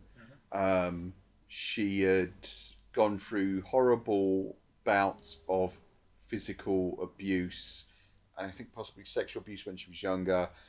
She developed a taste for cocaine as she kind of rose up the ranks of American newsreaders. She was beaten by a sort of newsreader guru, kind of taught her everything he knows. Her first husband hung himself from the rafters of their house, I think after admitting that he was gay and had been gay like for their the entire time they'd known each other, and she drowned in a few feet of mud after a car accident in a rainstorm. That film, that script, became up close and personal with Robert Redford and Michelle Pfeiffer, and the book is this fascinating story of them taking that story and turning it into up close and personal at the behest of Disney, and the number of directors they go through, and the inner workings of, the real kind of boardroom stuff, and why you end up, taking this true, very bleak story and turning it into up close and personal. That's a really good instructional book on screenwriting if you ever want to, on being a working writer. But I think Goldman knew the value of gossip, of not gossip, but of the kind of fun sort of story. I mean, there's that fascinating story in Which Lie Did I Tell, where he admits to being obsessed with the height of movie stars, because he's something. Well, Goldman was something like 6 foot, and he finally found out by jumping into the pool when Sylvester Stallone was in Cannes that he's taller than Sylvester Stallone. I think again, like Stanley, he had a twinkle in his eye. Yes. Yeah. He wasn't a bad boy, but he could certainly be naughty, and I think that there's a lot to be said about that. Yeah. And a lot of fun to be had. Yeah, no, definitely. And he was frequently, how many times has he been quoted that famous nobody knows anything line, right? Yeah. From Adventures in the Screen Trade. Yes, absolutely. And it's sort of like this truism that gets rattled out. The idea that there's no such thing as a sure thing, even if you think, oh, of course this movie X is going to be a massive blockbuster and be successful because of it has all these things. There's no such thing as a sure thing, and. Yeah, I mean, I think I'd like to sort of come back to his movies. Yes, definitely. Yeah. I mean, he was also a playwright and a novelist, but I must confess I haven't read any of it. I've not read his novels, although I do want to read the Princess Bride novel because I love the film so much. Everybody loves that film. So, it's kind of I almost sort of want to sort of divide his work up into sort of 2 strands. There's this sort of really kind of witty, funny stuff where it's kind of where I can really see his voice, if you see what I mean. Mm-hmm. Things like Butch Cassidy, like The Princess Bride, even things like Maverick. Mm-hmm. Yeah. Right. Yeah. Where it's so kind of sparky. And you can see how much the actors just get to sort of play with and just pop off each other. Mm-hmm. And it's just, and it's so apparent. But then on the other hand, you've got stuff like All the President's Men, where it's almost like a completely different kind of screenwriting, right? Mm-hmm. Where you're taking something which is really big and kind of unwieldy, and you're sort of carving it into a compelling thriller story. Yes. So I mean, All the President's Men rightly is celebrated. It's an amazing film. He deserves all the awards for it. But I think an underrated film. I think is A Bridge Too Far. Mm-hmm. Yes. And whilst perhaps the way the final product suffers a little bit from that sort of celebrity cameo kind of sort of thing, I think it's a really compelling story, and the way he takes Operation Market Garden, this sort of incredibly ambitious plan to sort of retake the Netherlands from the Nazis through these series of paratroop landings, and sort of it's the kind of thing. It's the stuff of war games and the stuff of kind of really dry history textbooks, and sort of beats it out into kind of these kind of understandable kind of chunks, and you can see it, and at the heart of that film you've got this sort of heartbreaking story of the Anthony Hopkins character who's just sort of stuck there in the worst possible place, mm-hmm. waiting for some kind of help and just gradually getting ground down. And so you've got the likes of that, and you've got all these other sort of big personalities, Mm-hmm. and it's just the way he sort of shuffles all that, and at no point do you feel lost in that film. No, never Yeah. lost, never bored, even though it's so you've got that, and then there's also like how good a sort of adapter he is of other people's work. You've already mentioned Misery, which is great, but I mean even like his own work, obviously Princess Bride, but like Magic. Yeah, well, I was gonna mention Magic because that is actually one of my, unsurprisingly, I'm sure to people who know me, but that's one of my favourites of his actually, and obviously, you know, he got that relationship through A Bridge Too Far. You know, it's obviously where he met Attenborough and Anthony Hopkins, and you know, Magic was, I think, originally even Spielberg was attached to it at one point before, obviously, the collaboration with Attenborough on that. But that is one of those. It's one of the Attenborough's films that's not necessarily talked about a lot, and also one of Hopkins' performances, which often isn't dwelled on that much. Yeah, I think it's actually a genuinely effective thriller, and obviously it's got a great score by Jerry Goldsmith as well. So I really like that one. So I'm really pleased you mentioned it. But again, that's adapted from one of his own novels. Is that the one with the ventriloquist dummy? Yeah, yeah. Sort of a weird precursor to, I don't know, Chucky or whatever. but yeah. But that's an example, like you said, he's got his adapted screenplays, but he's also got his adaptations of his own literary work, which you know, Magic was definitely one of his novels, as was, you know, Princess Bride and whatever. But yeah, those work really well. And Marathon Man as well. Marathon Man, absolutely. His own adaptation, I think, was it not? It was, yeah. And he also did a lot of work on you know, scripts that he didn't necessarily get credited for, but he did a lot of the sort of script doctor work on I mean, he was like stuff. the script doctor for so long, and there's so many films where it's got his fingerprints on it, but he never got credited. I mean, some of the stuff will pop up in like IMDb. If you look, it will say so and so. It will say William Goldman uncredited, like Papillon, where he did a lot of rewrites on that. But then there's other stuff where you kind of have to read his books to sort of like, oh, I didn't know he touched that one at all. You know, because there's so much of this. There's still a sort of a bit of a code of silence about who's worked on scripts because of the whole Writers Guild adjudication thing, and the idea that, you know, whoever gets the screen credit is, you know, they are the writers, even if other people have like put work in it and been paid for it. I don't know if listeners understand this, but there is this thing over in the States where the screenwriter, if there's other screenwriters involved, they then have to try and fight for credit. Yeah, it's the whole arbitration thing or whatever they call it, isn't it? It's such a bizarre thing because you think that they would have a contract where they would be credited, you know, but not necessarily. Well, there's even, I found out a decade or so back, which I was really surprised at. Did you know that the fact that they use the word, if they have the name of two screenwriters... Oh, the and the ampersand. And the ampersand. Thing. Yeah. I was like, what? Yeah. Is it ampersand as they wrote it together, and is the word as they rewrote the other one. Yeah. Which is, when you think about it, is this bizarrely kind of intricate system of...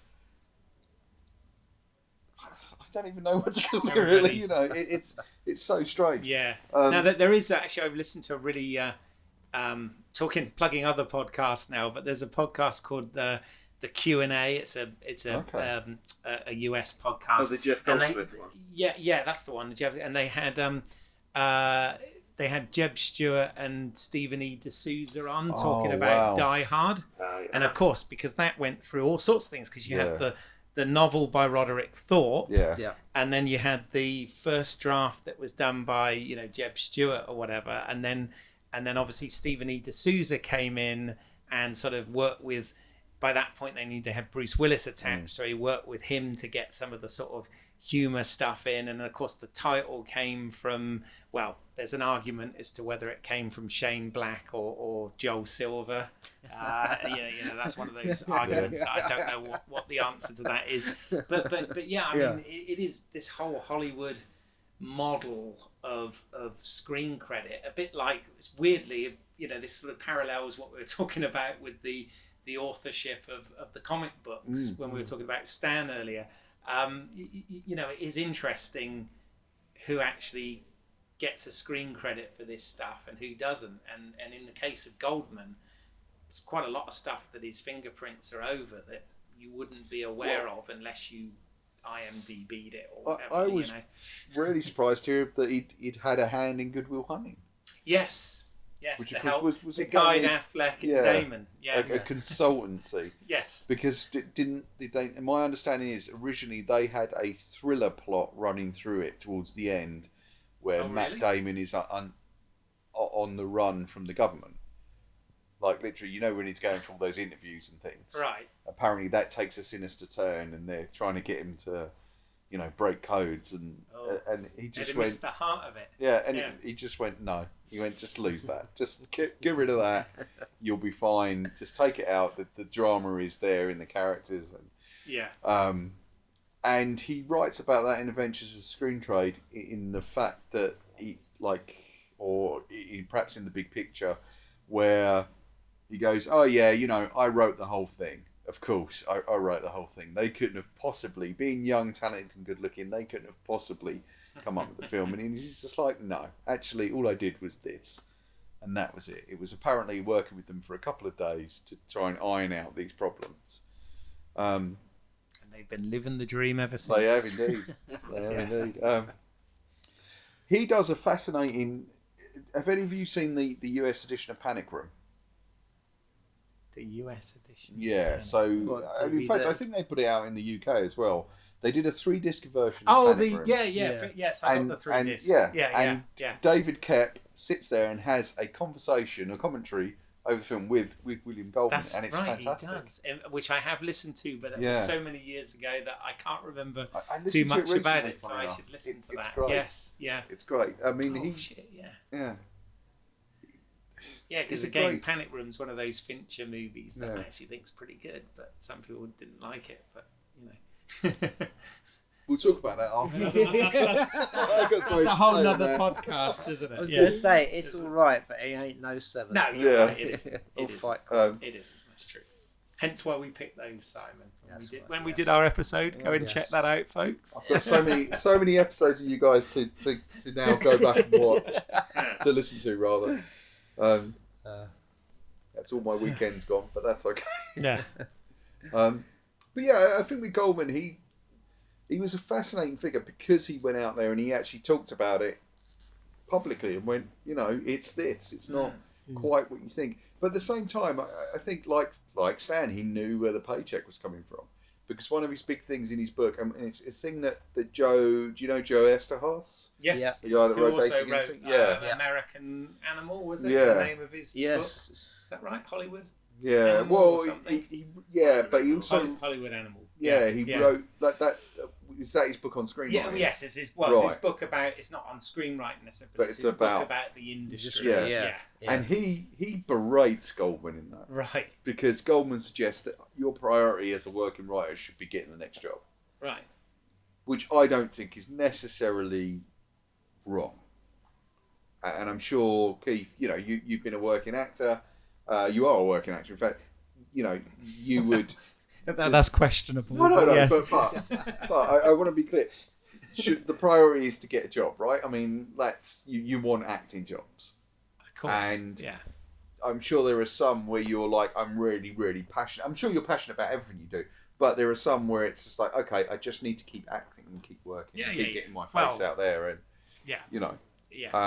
tried the freelancing in both that and filmmaking for many a year. But to a certain extent, and look, I'm sure any one of us, having tried, maybe to make films, you guys perhaps more successfully, or almost definitely more successfully than me. You if a good screenwriting job came along, irregardless, you're probably going to go, yeah, I'll take that.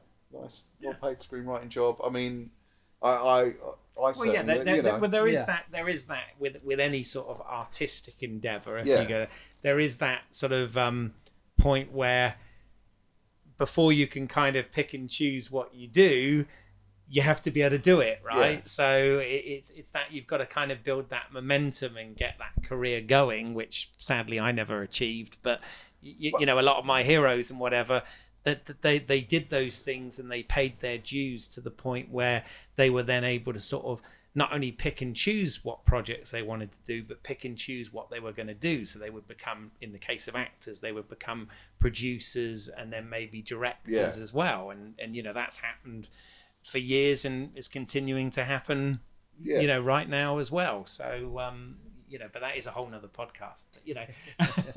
but yeah.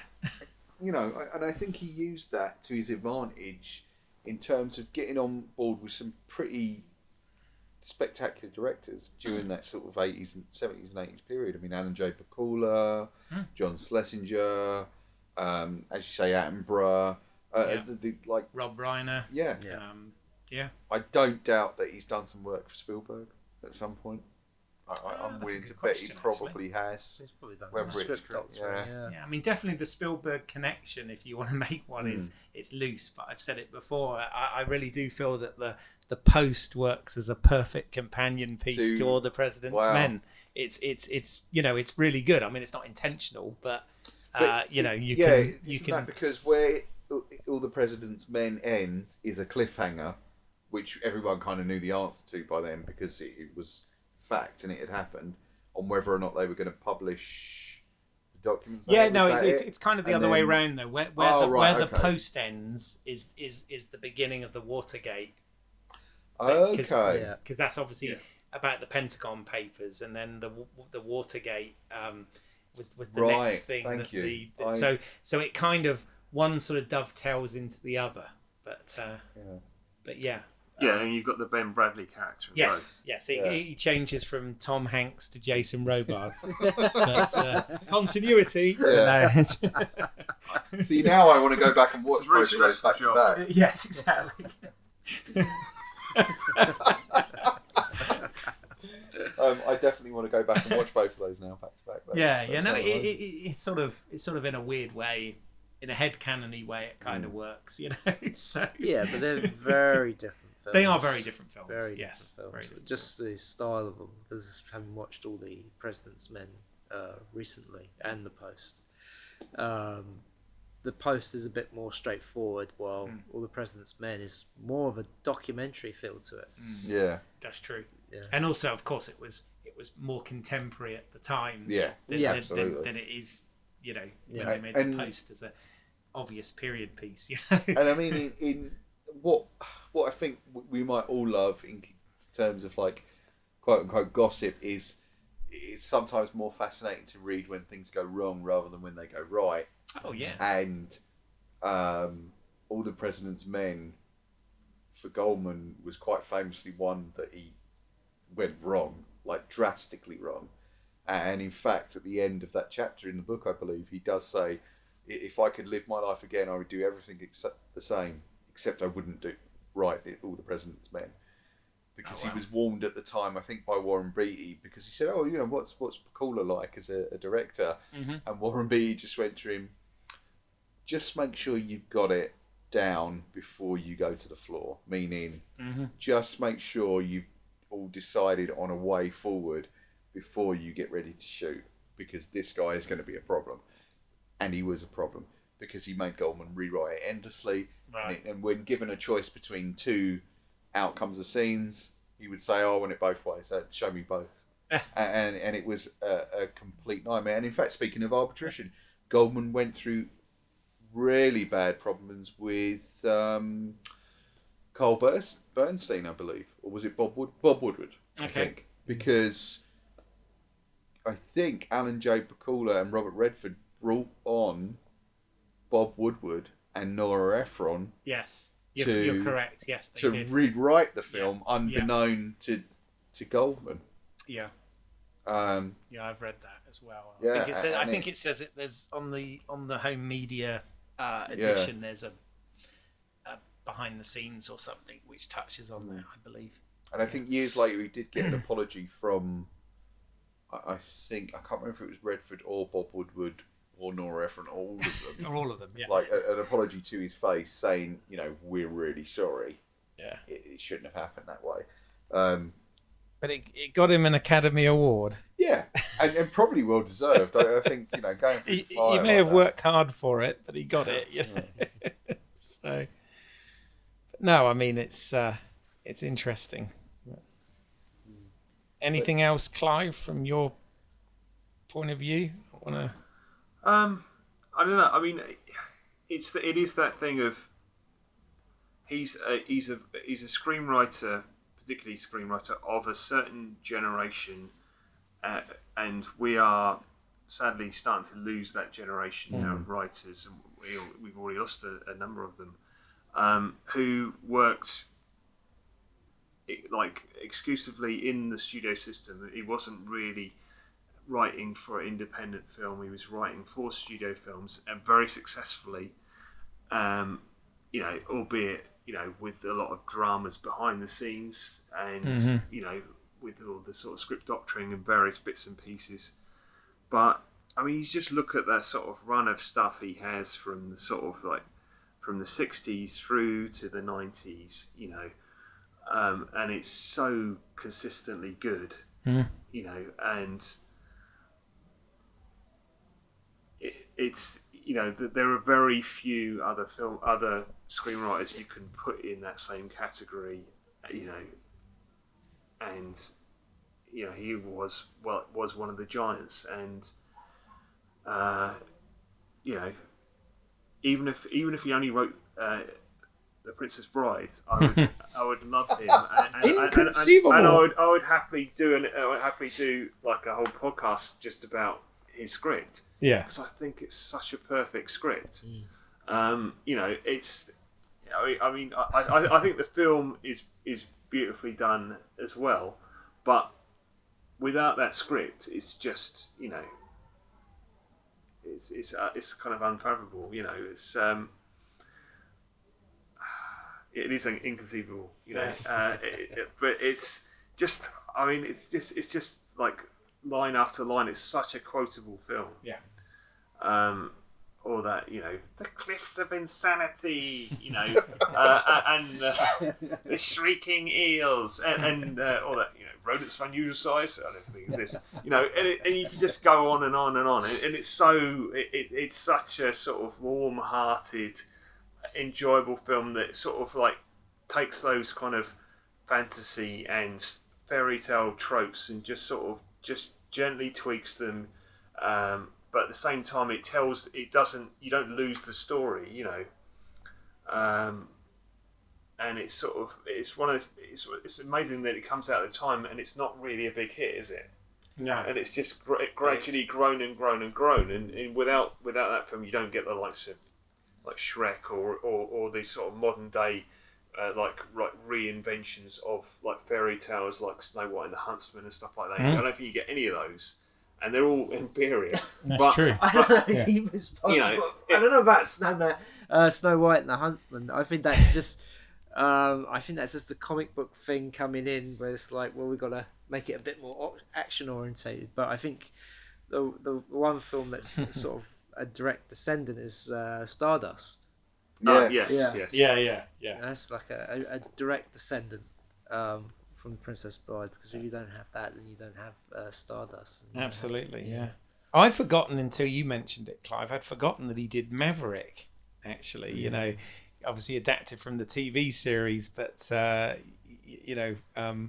Richard Donner there with that whole thing. There was obviously back when that was made was when cinema tended to be really winky with some stuff. So of course you get that horrible cameo bit with Danny Glover.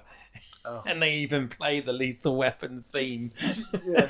Do you know what's interesting though about reading Goldman's books is every time I read about a film, and I had this the other day with Absolute Power, I picked up the Blu-ray just because I'd recently read the chapter on like just randomly. Sometimes I'll just pick books up and read a chapter.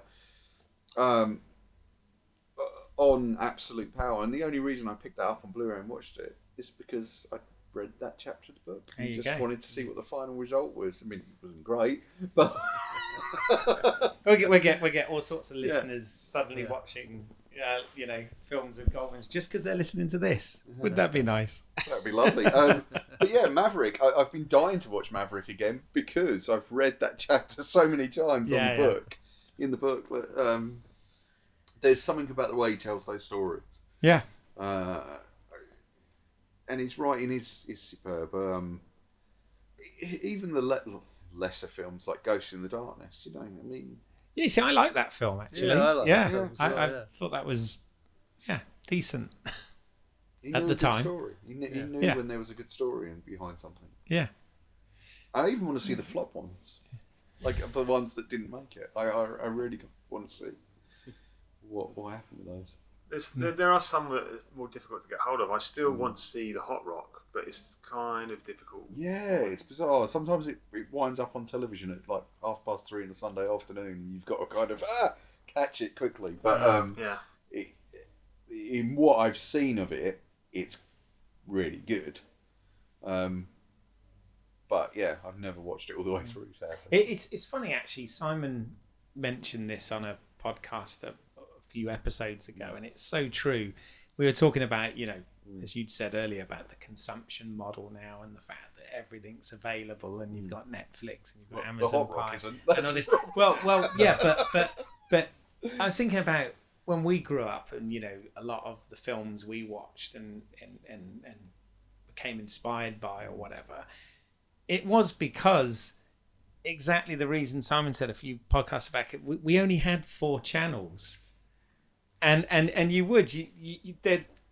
want to watch that. And of course, as Clive mentioned, with the video recorder, we could record one and watch the other, right? Which people are like, what the hell are these old kids talking about? But and it was it did make you. I actually do think it did make you almost a little bit more broadly film literate than maybe you would be today, because today you can focus on just what you want rather than... There's another thing that you don't get with today's technology is the fact that if you didn't set the timer, you just hit record, you get what was on after it.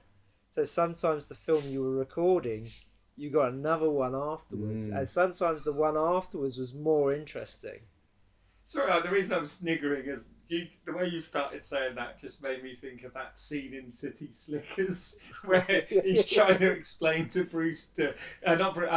to Daniel Stern's character how you set the video time. Yeah. I don't know why that just sprung into my head, but it was really... That's why I started laughing. So I don't have to be on the channel to record it. So you can be on a different channel. Sorry, that's clearly a Generation X joke. It always a nightmare when the tape run out halfway through that really good movie. There was a great article a few years back, and I'll never forget it, from I think The Guardian, where they were bemoaning the lack of decent film programming for television now, and they were saying there was a time, and it is true, and this is something I carry around with me. I always say to people, there was a time when to get a decent education in film, all you needed was a copy of the Radio Times and the ability to stay up late and watch what was ever was on BBC Two at sort of 10:30 at night. We talk about this often. Movies Rome. Movie Rome, yeah. What a great show. Or Saturday Night at the Movies on ITV. Yeah. I remember especially around 89, because that was the first time I saw anything about the new Batman film. Yeah. Hey, does anybody remember Moving Pictures on BBC Two? Yes. Presented by Howard Shulman. That hands down was one of the great movie shows of all time for me. Yes.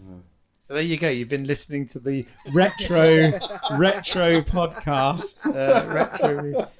I bet, guys, this is the one time you wish you owned a DeLorean. Yes. So, anything else then before we sort of close up on this? Any sort of final points? Have we given them roughly the equal sort of time? We have. I think so. I have a question for everyone. Oh, okay. What was the first William Goldman scripted film you saw at the cinema? Oh God. Do you know? I think actually mine might have been Misery. I think. Okay. Because that was certainly the first Stephen King adaptation that I saw at the cinema, and that's why when we did our Stephen King episode, it was actually one of my picks for that reason. So I think, in terms of the cinema, it's probably that. I obviously saw things on TV and on video prior to that. I know I saw Princess Bride on video. Yeah, I have to say I don't think I've seen any of these films at the cinema. Not that I can call off the top of my head. I think everything I've seen has been from TV or video. Paul? Maverick or Misery. Oh, right, there we go. It would have been one of those two. Obviously, same sort of era. My high point for going to the cinema when I used to go twice to watch any old shit, basically. I saw Ghost 3 times at the cinema. I think Ghost is a great film. And I'll explain why. Just as a caveat, it was because my local Odeon, the Wimbledon Odeon at the time when I was young, in the sort of late 80s and 90s, it's only £1.95. So I could go and I saw Indiana Jones: The Last Crusade like 3 or 4 times at the cinema. Who can blame you? I got £10 a week pocket money, right, and that was what I would spend it on. Yeah. Going to the cinema 5 times to watch the same bloody film. Nothing wrong with that. Nothing wrong with that. If I go back to my old movie tickets, it's so sad I still keep my old movie tickets. Oh my God, really? Yeah, I've still got them all. Hoarder. Yeah, oh God, it is sad, I know. But yeah, I think it would probably be Misery or Maverick. Right. Clive, as you asked the question? I did. I have a very strong memory of going to the ABC cinema in Portsmouth and seeing I can't remember. The funny thing is I can't remember the film I actually went there to see, but I remember like a massive Princess Bride standee. It's like one of those ones where it's like faux, like sort of like 3D, where you've got like the sort of like an arch effect with like the title, and then you've got like cutouts of the people like behind it, and I remember seeing just Andre the Giant and and Manny Patinkin with his brandishing his sword, and then you've got Carrie Elwes and the Prince, and it's like, wow, that looks amazing. And I remember really wanting to see it and then not being able to because it just went, But I just mentioned it because that was my kind of first memory. But actually, the first one I saw at the cinema would have been Misery. My God, did he do Memoirs of an Invisible Man? Yeah. Oh, it's our John Carpenter connection. There's a great chapter on that. I didn't even realise that. Didn't even realise that. That's one of the ones that went wrong. And of course, Chaplin, which was a great film. There's so many, isn't there? But there you go. I must admit, it's kind of sad that I didn't really see any of his work at the cinema. I saw them all on video. I remember when Memoirs of an Invisible Man came out because it was the year I did my GCSEs. So, the year you failed your GCSEs because you were watching too many videos. Yeah, lesser John Carpenter movies. Well, that's the thing. Yes. I didn't watch that until it came out on video, but I remember when the cinema release. Actually, I read the novelization before I saw the film. Oh wow! Wow. So. Yeah. My God. All right. Well, if we feel that I think we've paid tribute to them both. Yes. So absolutely. Well, we always want to give our guests the opportunity to promote any work or anything else that you want to say here on the podcast. So if people want to find out more or get hold of you or whatever, where can they go? Paul. Clive then first. It's fine.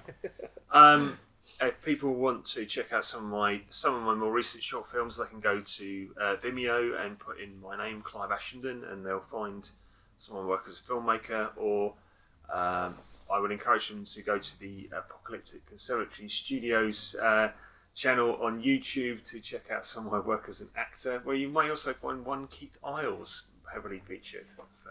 Our good friend Mike Tack. Yes, indeed. And Paul? I mean, you can follow me on Twitter. I'm @ManReadComic. And you can see or listen to our podcast. We do a whole bunch of podcasts on comics and comic-related things. So we have Frame by Frame, which is our film and TV podcast.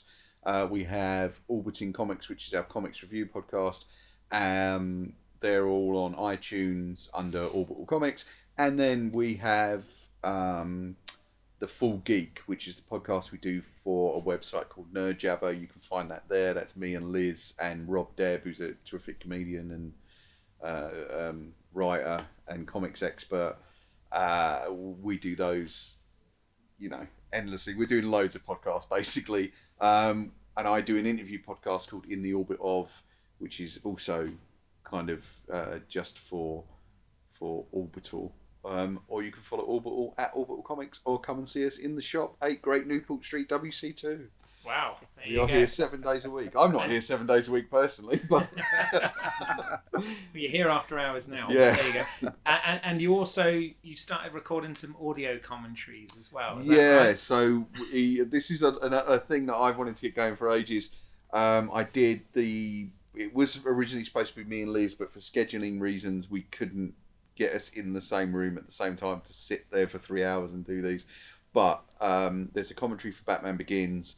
There's a commentary for The Dark Knight. There will be one for The Dark Knight Rises in the next couple of weeks, I hope. So we're going to do the whole trilogy. We've got another one coming with a guest, which I can't say what it is yet. And then there's going to be a surprise one, which we're all hoping to get out before the end of the year, because they're all kind of relevant to certain anniversaries that have fallen for particular films this year.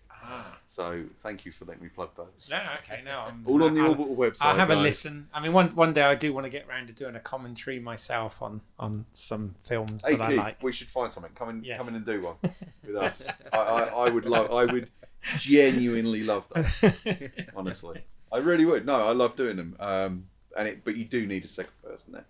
So it would be great to do one with you if we can find the right film to do. Any Bond film will do. Oh God! You imagine doing all the Bond films. Yeah.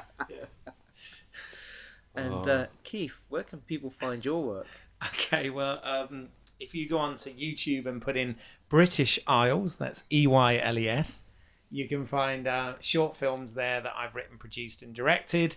Also, I should mention here that the web series that I'm in, called Rebecca Gold, apparently it's recently won an award. Wow. So well done, Ian David Diaz and the rest of the cast and crew for that one. And it is now available on Amazon. So you can watch that on Amazon. I'm really excited to watch this, actually, Clive. Keith, I'm so excited. What are you telling him for? Because I was talking about Clive's movie.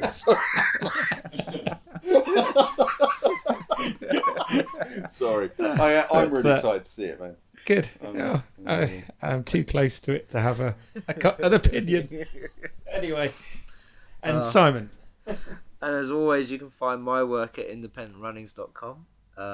You can listen to this podcast on iTunes, Stitcher, YouTube, and all good podcast providers. You can follow us on Facebook and Twitter. Just search Movie Heaven, Movie Hell. And please leave us a rating and review. It all helps. Thank you to our guests, Clive Ashenden. Thank you, Clive. Always a pleasure to have you on. Thanks for having me. Excelsior. Yes, and thank you, Paul, for not only coming on and chatting with us, but allowing us to record it here. It's been brilliant. My pleasure and the shop's pleasure. Thank you fun, so much. Actually. And as Clive already preempted, our podcast today was brought to you by the words Excelsior and Inconceivable.